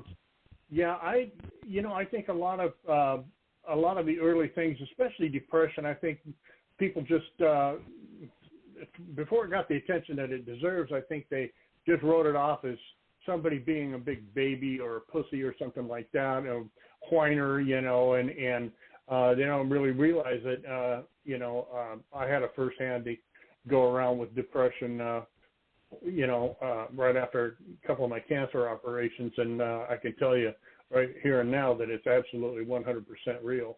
And it's being dealt with a lot different than it used to be. This is an interesting poem, and it's one that I'm going to have to read over a couple of times. But it's well done, and it's typical Raz. It's great, and I liked it. Great comment. Great comment. Before I get another comment, I want to welcome to the show Selwa. Hello, Selwa. Hello, I'm sorry I'm late. I had a little problem with my car. How are you, everyone? Hello, Sunshine. Hello. Hey, hello. I heard Dave and who else in the house? Headshot. Yeah, Headshot. And as a matter of fact, Headshot. And Boo's here as well. And Headshot, you get the next comment on Raz's poem. Sorry, I was on there was just so many great things I found on that he had. I'll just say that a rape. He said something about rape, and so she's not happy when she's raped, and he's not happy when he's raped. So neither of them are happy when they're being raped or sexually harassed or any of this, and this is a big fundamental issue that people do not acknowledge. And another thing would be on what you said, JCA. They took all the crazies and they treated it a certain way. Well, this is now this is how they treat normal people. They put you in there, and you might be innocent for something simple, or you're in there for days. So either you get raped or you join a gang, and now you're criminally educated and connected. So when you come back on the streets, is the judge and system working for the gang members in the prisons? Why are we helping them? Shouldn't why are they helping them and telling everybody that you're punishing them when you're rewarding them? So that's what I don't understand about the criminal system or whatever they call it. But there was several things. You even talk about the immortality, the struggle to immortality, and all these other aspects. You basically hit it on the nail, covered it all. I guess it seemed like we're playing a game, like we're trying to explain reality as fast as it evolves or develops, and we're trying to stay ahead of it. I think it's great. It's a great write. Thanks for that perspective, Scott. I think you have a general grasp of where I was heading, that sometimes who we perceive to be mentally ill, they're on a whole other level, which is still right here. Mhm. All right. Well, the greatest minds ever were crazy at the time. Like Einstein, everybody who was amazing is crazy at the time compared to everybody at their time. So if you expect to be amazing, expect to be crazy, because everyone is not at the proper time. Crazy is ahead of everybody else. The title of your poem should have been "Welcome to Crazy Land." It was a great write. Yeah. Anybody who's different, they consider anybody who's even just different, they consider weird or outside the box. They're automatically crazy. That just makes people unique. That makes people unique, in my opinion. And there's such a stigma still with it. I mean, we've come a long way already, but it's still there. You know, just because you're a little bit unique or something doesn't mean that you're fucking crazy. And they get bullied. Their health insurance is doubled. Their incarceration rate is harder, their suicide rate is higher, and all this when people could just accept them for who they are or move the fuck on, you know? And I think your poem says it. I see a lot of your poems deal with mental illness. Not sure if you deal with it or you even want to say you don't have to. But I think that the fact that you deal with it, and Dave, what you said is so honest and upfront, and a lot of people aren't honest about it, and that's a big problem. They want to hide it. So props to you, Raz, for bringing it out. Great poem. Can I say something slightly different? Hold on. I will let you. I just want to mention two things. First of all, my life motto, number one, and it is here it's posted on All Poetry. It says, "If you can't be a little crazy, you'll go insane." And secondly, I put down a link to the Rolling Hill Cemetery in the little town I live in, and that cemetery is in the middle of a cornfield. You actually have to walk through the cornfield to get to it, and it is for the old insane asylum. Now, the listing has 102 grave sites, but only a few of them have headstones, and some of those headstones are numbered. Those people have no more history. And that's the nameless people. And I think that Raz did a great job on pointing those out. Go ahead, Selwa. Jay, can I say one thing real quick? Go ahead. Oh, sorry. Selwa, go ahead. No, go ahead. I was just going to say, Randall always says those who think they're crazy enough to change the world usually do, are the ones that do, so. never know. That's all. Sorry, Sawa. Okay, Sawa. I love You've been waiting what patiently. you said. If you're not crazy, then you're crazy. It's true. You have to have some, like, otherwise life even be boring as well. But when you say spiritual rape, I think it's not really physical here. It's sometimes when you have so much in your head, it is. I mean, the comparison is kind of interesting because rape is really brutal and never, almost like you can't never come out of it in a way, and that's what I see in this. I don't know, mental hospital world, who's from human machines interface. There is definitely about mental pain, but also and the equilibrium, that sometimes it's imbalancement. You talk about this a lot, about mental illness, but you can take it, I guess you can take it to different perspective. I'm curious to know, because you talk about the film too. So I said, which film are you referring to here? That made me very curious. Immortality in the film, who will look and process 30 years in space-time. Was curious about Film of Life, or which film you're referring here to. Or, now here's anyway. the thing. Here's the thing that I want. I want people to start asking people if they are curious and want to know. Start asking them offline. If you listen to the show, come to All Poetry, find these poets, ask them if you're curious about a poem. Come to All Poetry and check it out. I want to mention that we have hit our 90th country, and I am absolutely stoked about that. We welcomed the country of Togo in Africa. Just absolutely wonderful that we have a listener out in Togo. So I'm very excited to actually have that happen, and we've hit 90. Our next goal is 100. Let's see if we can get 100 nations around the world to listen to La Cosa Nostra Radio. All right. Next up, why don't we put an audio on and have everybody melt a little bit. So here is a little Rick for everybody.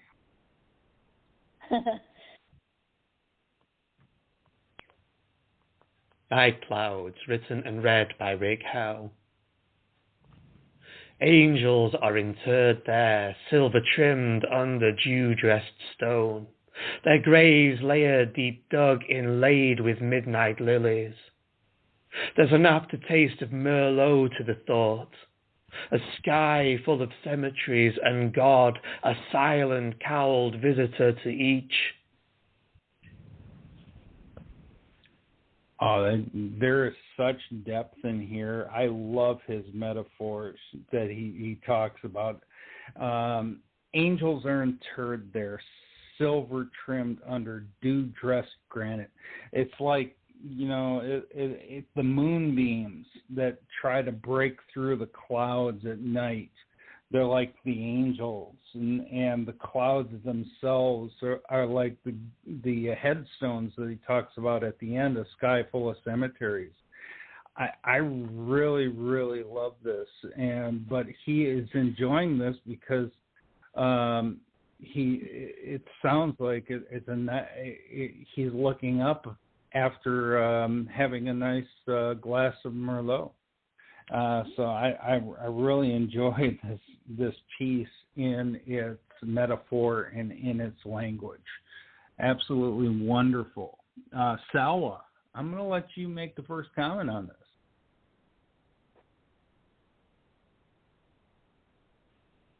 Salwa. I'm used because I'm in my car and it's noisy here, so sorry.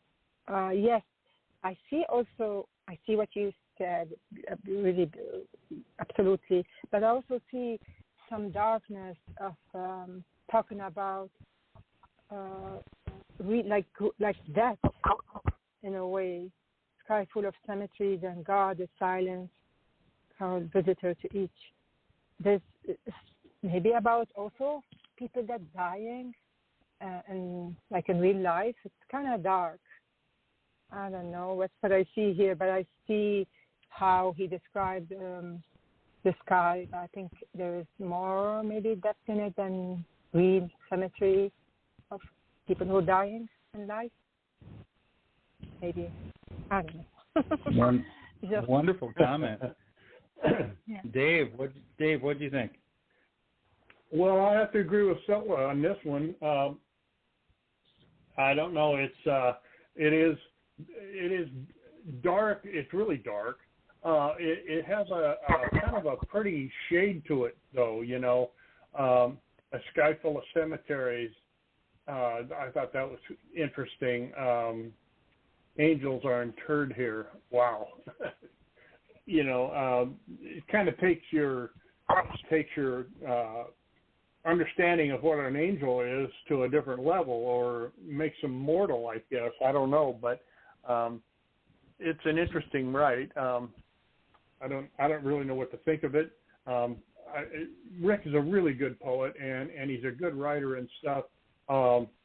You know, I thought he did a really good job on this. You know, as a writer goes. I can't really say that I'm jumping up and down about the storyline on it, but it's a good poem. It really is. And Boo, what'd you think? Yeah, I mean, obviously it's dark, and I think, you know, I think he's talking about, for me, I think he's talking about the Grim Reaper or something, because when he says here that, where's the word I was looking for? Oh, and God is silent, cowed, visitor to each, meaning like he has like a hood or some type of shroud over his head, and this is about somebody who's really just, I think, over it and done, and it's like, fuck it all, kind of. That's what I see. But the wording is so powerful and beautiful, and the picture is cool as hell, too. And you can feel his pain with each word, even though it's so short. And the afterlife of Mrslilboo, I think that's meaning like blood or hell, or maybe something like that. Or I'm digging too deep, I'm not sure. But someone who's given up and is ready to just like leave it all behind, I think. And yeah, that's sad too, but I'm sure he doesn't need, you know, probably fiction, but good job. And the SoundCloud, amazing, his voice. Yeah. Excellent comment, Boo.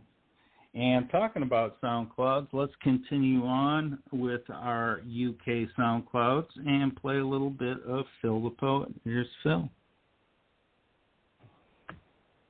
This is a poem by Phil the Poet called A Photograph of Hysteria. Posed for the camera with weapon in hand, mass destruction coming upon our land. Take the picture for front page media, add it to the file containing world hysteria. Blood splattered down the lens of a smile, propaganda spurted out in a fascist style, kissing the collar of an unwashed brown shirt, covering our face with lies and printed dirt. The laughing policeman beats an innocent victim. Another rebel refusing to follow the evil system. Shut out the truth, let the lies filter through. Damned if you don't, damned if you do. Water cannons and riot shields cover the frame. Lying politicians assure us with the crying game. Crocodile tears bite the hands of the people, but persecute the ones sitting under the steeple. Twisted news on social media making people blind. No time for debate, it's simply too much for the mind. You must follow and obey, no freedom of choice. Here comes the utopian new normal, time to rejoice. End poem. Oh, wow. This is absolutely so powerful. You know, the media is really one of the biggest proponents for chaos in the world. And absolutely. I hate to say that, Take but a it's look true. right now. You know, there's Yeah, so much right that now. they bring forward that I see almost as a fear. But sure. You know what? It also creates chaos in the world, so people don't know how to react to other people. And it's such a sad state of affairs that so many people also just listen to them and don't even care what the hell's going on. And that's the saddest part about it. And let me get some comments. I think that this is going to get some great comments. Headshot. Yeah. Go for it, my friend. I would just say that the media is modern warfare. Just like Genghis Khan, he was surprised when everybody started speaking so quickly. So the government and humanity and technology and anything else underestimates us as we develop ourselves to try to stay ahead of the times. And for one, I would just say I'm loving the times because this is a dream come true from anyone who is in the dream. Great, right? And Raz. Yeah, what there is of the news media in general, they portray a perfect picture where there's only one person who's the victim, while at the same time speaking a backwards language for ratings that overlooks the fact how they mean pretty much all the people simultaneously in their political narratives on a day-to-day basis. If you absorb too much of that type of talk, you're bound to have an effect. There's an article I was seeing on Google the other day. Does this actually alter your psychology? Too much news? It does, people. Please try to at least watch with a proper sense of discretion. That's great. And Dave. Oh man, thank you. I am a big enemy of the media, I guess you could say. I don't give them any credit for a goddamn thing. They're like a bunch of kids beating up on a hornet's nest. They love to stir shit up all the time. They like to get the whole world in an uproar, which it is right now. They've done a really good job of that. And they spin shit out of context. They take things out of context. They doctor around and it's all after ratings and stuff. However more outrageous you can make it without getting taken to court for slander, that's the limit that they're willing to take this shit. And I don't that song that they came out with, Dirty Laundry, that sums it up real good. See the bubble-headed bleach blonde comes on side, she can tell you about the train wreck with the gleam in her eye.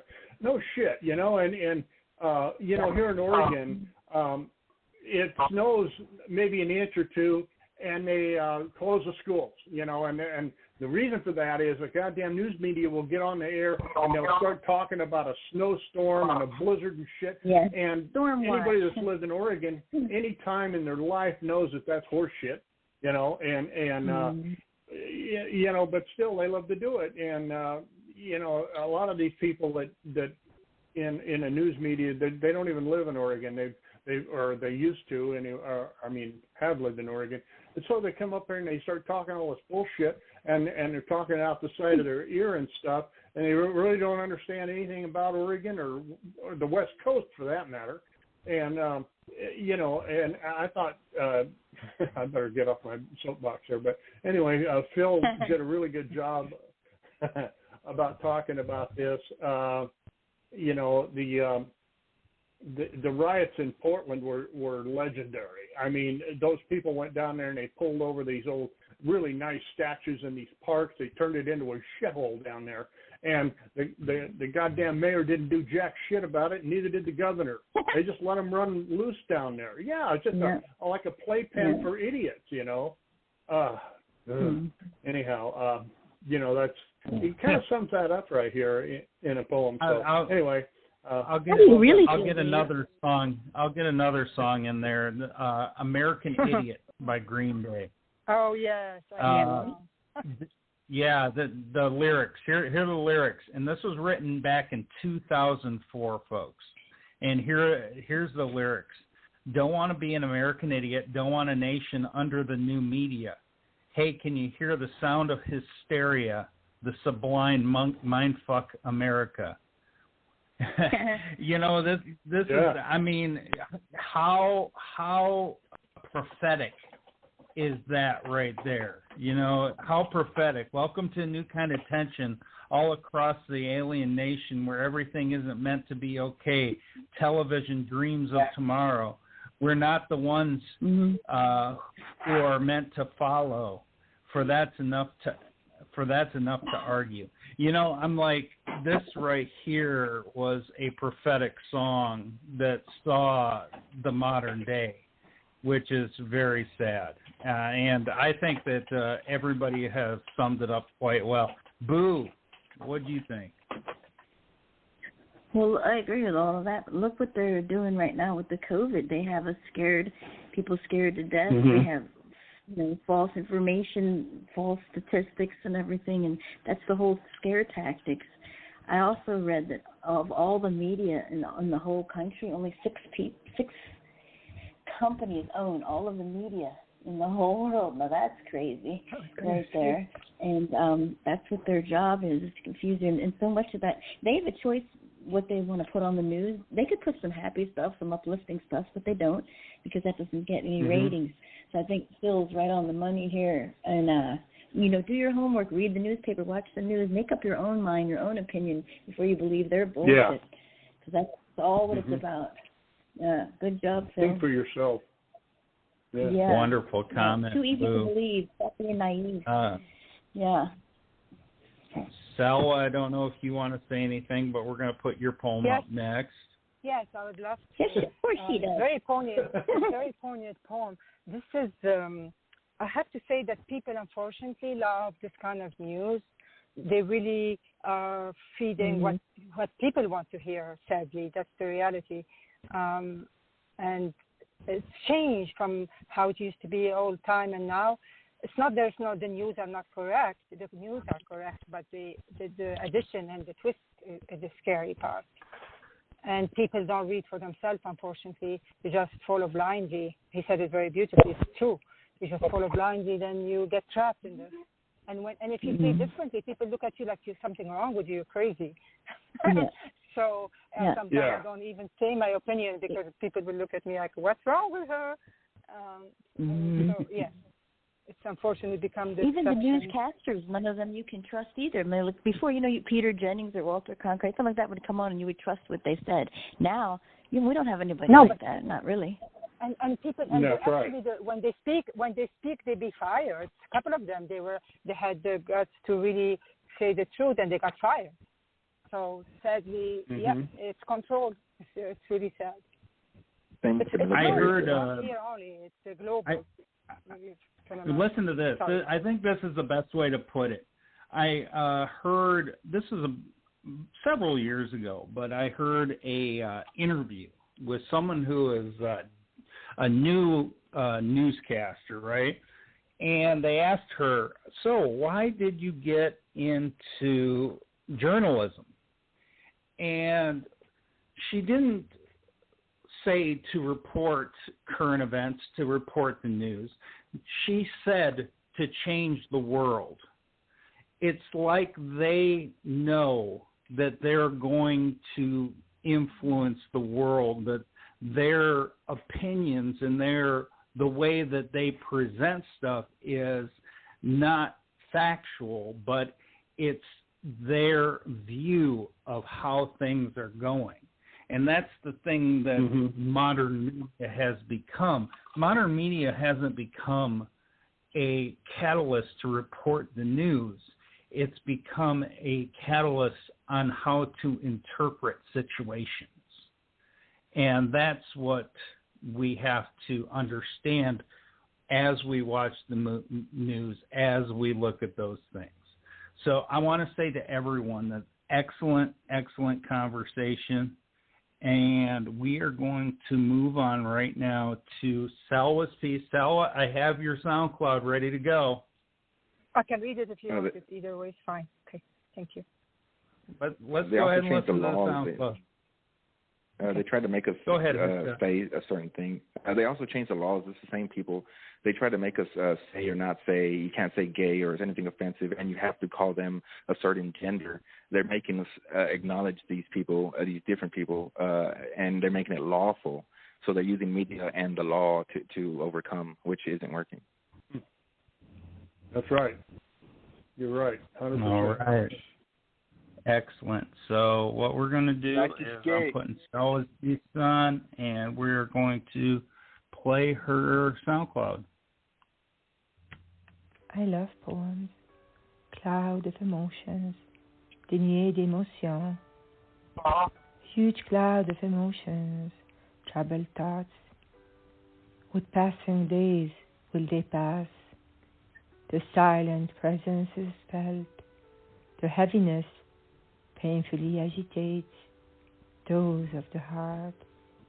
Fire assails and chastity softens. New dawn, dry pour tears. Les immenses nuées d'émotions troublent les pensées. Avec les fils de jour, passeront-ils leur présence muette et sentie? Leur lourdeur agite péniblement celle du cœur. Leur feu assaille, la chasteté les adoucit. Les larmes s'y versent, un nouveau orbe les sèche. End of poem. Wow. I think it's a powerful piece here. Wonderfully done, Salwa. You know, we don't know how we're going to feel from day to day, how life is going to hit us from day to day. When we wake up, will we feel heavy? Will we feel light? Sometimes we wake up.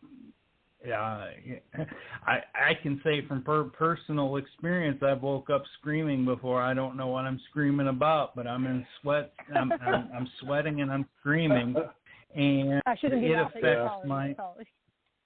No, and that's fine. But it affects my entire day, and there's a bunch of people that go this way, and I think your last line, a new dawn, dry poured tears. Yeah, when we hit that new dawn, when we wake up, what are we going to feel? Are we going to feel those dried tears? We've cried so much that we can't even cry anymore. I think this is a powerful piece. It grabs a hold of that emotion, and it kind of says, where are we going from here? How are we feeling? What are we grasping at the moment? And I think you've done a wonderful job in expressing that and capturing that. Let me get some comments for you. And I want to start with Raz. Raz, what do you think?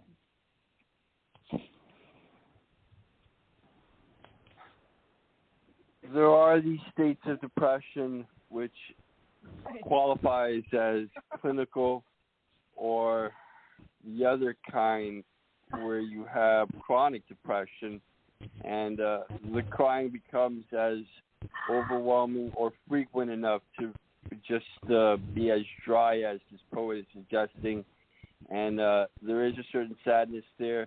Black bags usually develop around the eyes of those who suffer from depression, and that effect that you can no longer pour out this emotion of sadness to the verge of being too tired, it's equally depressing. So this is a fine reminder that this form of psychological sickness does have a common factor within our social valves. Wonderful comment. Can I say something? I knew I was going to say that. That's right. It doesn't have to be depression. I'm sorry. I mean, I agree with you. There is depression in people, but sometimes all of us need to have tears to get some emotion out. It doesn't. I don't know. I don't agree with you 100% in here, because it doesn't have to be. You have to be depressed necessarily. You could be melancholic or going through, but I see where you're going. But I knew that you're going to say that for some reason. I don't know why, but I hope I'm not. I just had to say this. Sorry. Thanks. But I appreciate your comments. That's the beauty of the poetry. Everyone can go, wherever their mind takes them. So I appreciate it. Thank you. And Headshot, what do you think? Oh man, I thought it was superb. Okay, so basically, we have tears, we have blood, and we have dead bodies. What reality doesn't realize is America has Marines, and we don't leave one behind. And those Marines know Army guys, and they're followed by the Air Force and the Navy. So we're going to see what America soldiers and men and honor and integrity. We want to get paid for these things, for they have held true throughout the times, and we're trying to acknowledge that ours is the only true truth and integrity and all that other stuff. I thought this was a brilliant night. Oh, I'm so happy that everyone took it to a different level. Thank you. It didn't pass my mind, but thank you. I really love your interpretation, everyone. All right. Now let's hear Dave's interpretation. Let's see another one. Well, the first two lines here kind of tipped it off for me. It says, huge cloud of emotions, troubled thoughts with passing days will they pass. We sort of gather together some disturbing things. It's just the way life works, it's the way the days go. And we carry these things around with us until something comes along and alleviates that, and then you start feeling better again. And it says their heaviness painfully agitates those of the heart. Well, yeah, it does. I mean, when you get a bunch of this crap piled up on your shoulders, it makes you feel bad in your heart, And then finally something will come along and knock all that bullshit off your shoulders, and it says a new day dried poured tears. So that makes us feel better. I mean, that's what I got out of this poem, and it's eloquently expressed by our lovely. Thank you. I think the heart is not. I don't know. Let Boo say something first, and then I would maybe I'll add something. Go ahead, Boo. Sorry. Yes, go ahead, Boo. I think this was saying that we all have good days and we all have bad days, and I think it's like how you deal with it. Some days you get more crap than others, and other days you don't. I love the line, fire assails and chastity softens, and new dawn dry tears. So every day is a new day to start over, start fresh, and how you deal with it, how you move on. You can have the clouds hovering, because believe me, I know the clouds. They seem to follow me freaking everywhere. But how you deal with it, you have to be positive and you have to try to get through it with whatever you can, and eventually you will. And I love the picture too. I think it's all how you deal with it. There's only two things, lay down and die or keep going, right? So yeah, good, great. You're the queen. You're the new queen of brevity, Salwa. Oh, it depends on the mood. Thank you. I really, what I was trying to say, that emotions, yes, it can be heavy, but it's not only emotion about sadness here. There's also heart emotion that flares, and as I said, fire tells and be soft, and it's not sad here. Those of the heart. So it really depends, because we can have different emotions. Depends on the day. Softens, what do you mean? Yes. Are you talking about that kind of chastity, or are you talking about, you know what I mean? No. No, when I say, like, sometimes you have fire, like when you have, how to explain it? I mean, it says that those of the, I'm going to start laughing, those of the heart, fire, sales, and chastity soften, as it says. Sometimes you have these big emotions, but then take you places, but then the chastity soften that. So it's not sad. Well, what you got to understand, but I'll explain a little bit better. But no. What you got to understand is chastity in itself means stuff that you create a hardness in yourself to block certain emotions, to not want to go in certain ways. And what I believe Sal was trying to say is that sometimes those emotions soften. Is that more like it, Salwa? I'll explain it to you. I know you didn't mean sexual. She'll explain it to Boo later. No. Well, no, and I know you didn't mean it. Once again, I'm making the thing. If you want to contact Selwa personally, go ahead, and she may explain this a little bit better to you. Okay, and if you're, like I said, listening to our 90-plus nations out there, go ahead and come to All Poetry and look up I Love Poems, and you can ask her yourself. Okay. And hey, her Dave. phone number is, no, I'm just kidding. No. Dave, I'm going to go ahead and have you read a little Joseph Moon for us. Oh, okay. My pleasure. Okay. This is by Joseph Moon, and it's called The Morning Breeze. And it sounds like this. At dawn, I sit in sweet solitude. The morn breeze has a story to tell about lonely nights and melancholy mood, about unrequited love we all know well, about the laughter and the tears, about the kisses and the glory, about love songs that linger in our ears. In every heart lives a sad story, pickled softly into one. End poem. This has such a wonderful, wonderful light feeling to it, and it's absolutely amazing. Joseph Moon has this ability to bring in feeling and bring in imagery that just travels to the heart, and I think that this one right here is another one of his love that goes beyond a grave, and I think that he did such a wonderful, wonderful job on that one. Let me get a comment from Salwa, of course, on this one. I have a question. What does it mean, boot? I'm sorry, I got lost in this. Boot the laughter, boot the... What's boot? Boot? Bout. I don't know how to pronounce it. Bout, sorry. What's bout? Bout. It's a contraction for a vowel. Excuse me? It's a contraction. Canadians say boot bout. Okay.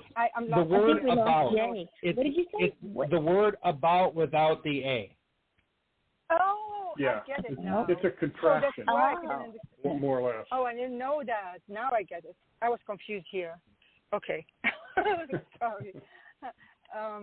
Yes, here we are done again. And sweet solitude. It's so, again, solitude can be sad and it can be happy. It really depends on how your emotion or your feeling that day. So here about lonely nights and mood, but life is really both. You can't have one without another. Laughter and tears, and kisses and glory. I mean, he really brings it together. But the morning, with dawn, you have this morning breeze that reminds you of all of. It depends on what happened that day, I guess, or where you are with your emotions. Beautifully done. Beautifully read. And Boo, what do you think? To me, I just feel like life's peaks and valleys, you know? I mean, we have good times, we have bad times, we have shitty days, good days, and that he's willing to look positive at the end of it all, I think, and keep going on, but in the way that he writes, which is classic and all his own, I think. So, good job, Jersey Moon. All right. We got a few minutes left. I want to go ahead and give my thanks, and then we're going to read the one last poem, and then we'll have everybody read at least one time, and that's what we're going for. I want to thank Raz, Headshot, Dave, Blue, and Salwa for calling. Soul, Lizzie, Irish, Tila out on the board. Great to see everybody out there and everybody who wrote for us. We appreciate it. Boo for everything you do. We wouldn't be here without you, and we give you huge props on that. Thank you guys for all you do, and we're glad. We got one poem left that I want to read. Do you want to say something, Boo? No. No, she said. Okay. No, I'm good. I mean, just thank you and everything. Sorry. I was reading something. Okay, I'm going to read Thanks, Randall's everybody. poem here. I got a poem by Randall. And hello, Patrick, out on the board, too. Good to see you. And this is called Angst on the Thresholds of Freedom. And it goes like this. Soothing, our lips that whisper love through quiet smiles, while prayers ascend above the miasma, offering condolences for tragic exploits in superficial kingdoms. Though madness parades itself like a bleeding wind, pierced by hushed cries deep within mourning circles, I can see menticide demigods enslaving a tremble of dreams as thoughts are crushed behind ironic curtains, using fear and monarch programs in a matrix of muddled minds to ground divide perceptions. Yet awareness allows wisdom to bear the burden of sorrow, knowing tears never return empty. End poem. Great read. I get this poem. Thanks, Boo. I really get this poem. I'm not going to go too far into it, but it does deeply talk about the world and what's going on in it today. And pretty much that's all I'm going to say about it right now. Raz, what do you think about that? Yeah, it's a pity we're almost at the end of the hour. I'm going to go back to reading my book with the ghosts and the voices. But as to this poem, you know, it shows a certain amount of belief here that because one person experiences an amount of emotional or psychological rejection, there is that part of collective consciousness which knows another would probably feel the same. Great comment. And Dave, what do you think?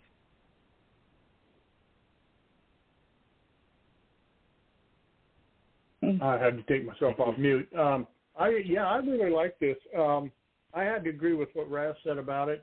You know, by the same token, you know, we all have this, or we should have this ability to think for ourselves, and you know, you have to compare what you're hearing, you know, from the news media by what life is really telling you all about, and that's what I do all the time.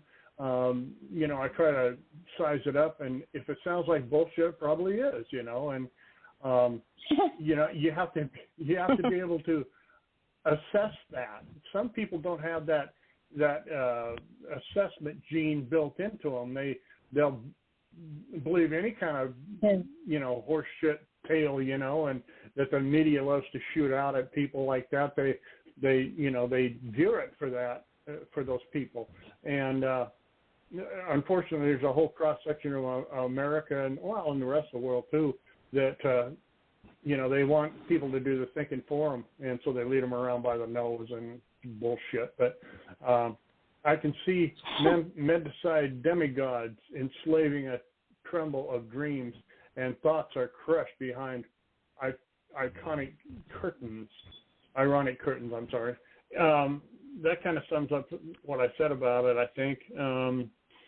I like the way Randall writes. He's cool stuff, and I thought this was a really well-written poem.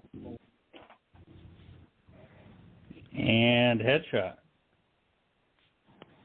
Yeah, I think it reflects the last poem in acknowledging values and boundaries and how we develop each other as we share our experiences.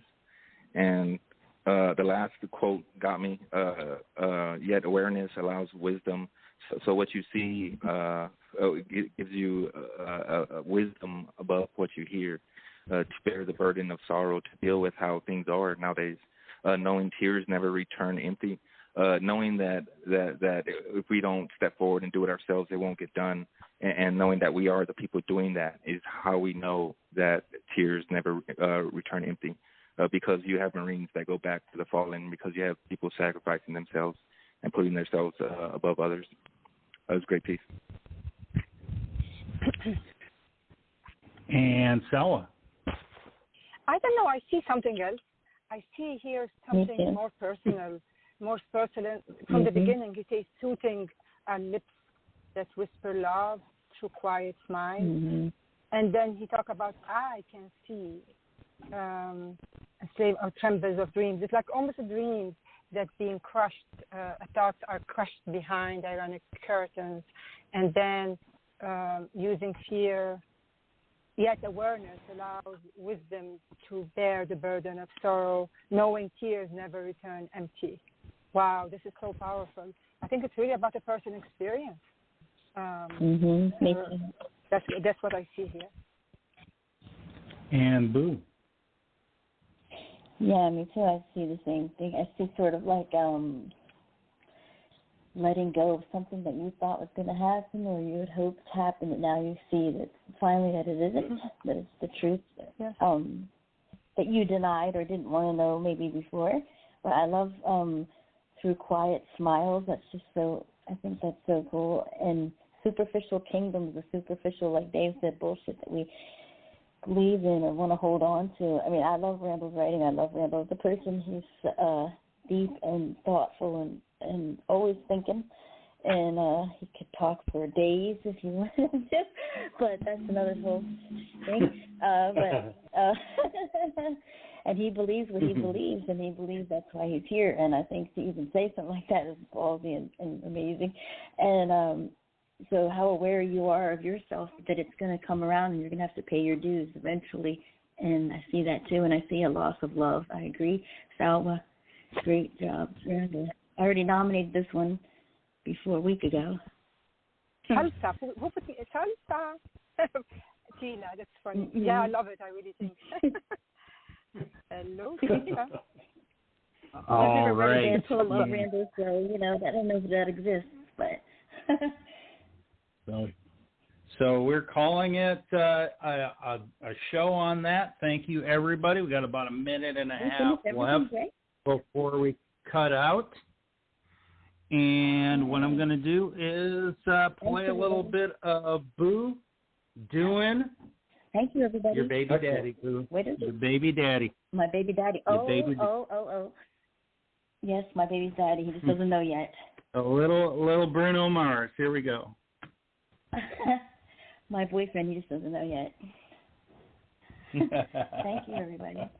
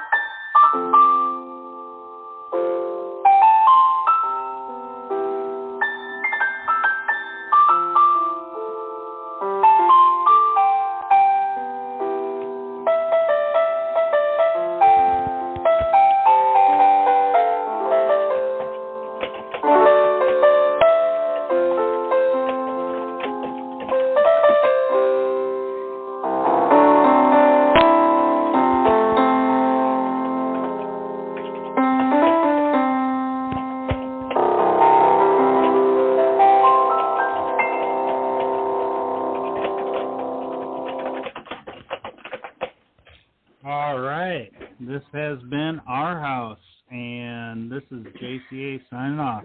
Thank you, everybody. Thank you. Thank you. Thank you. Bye-bye.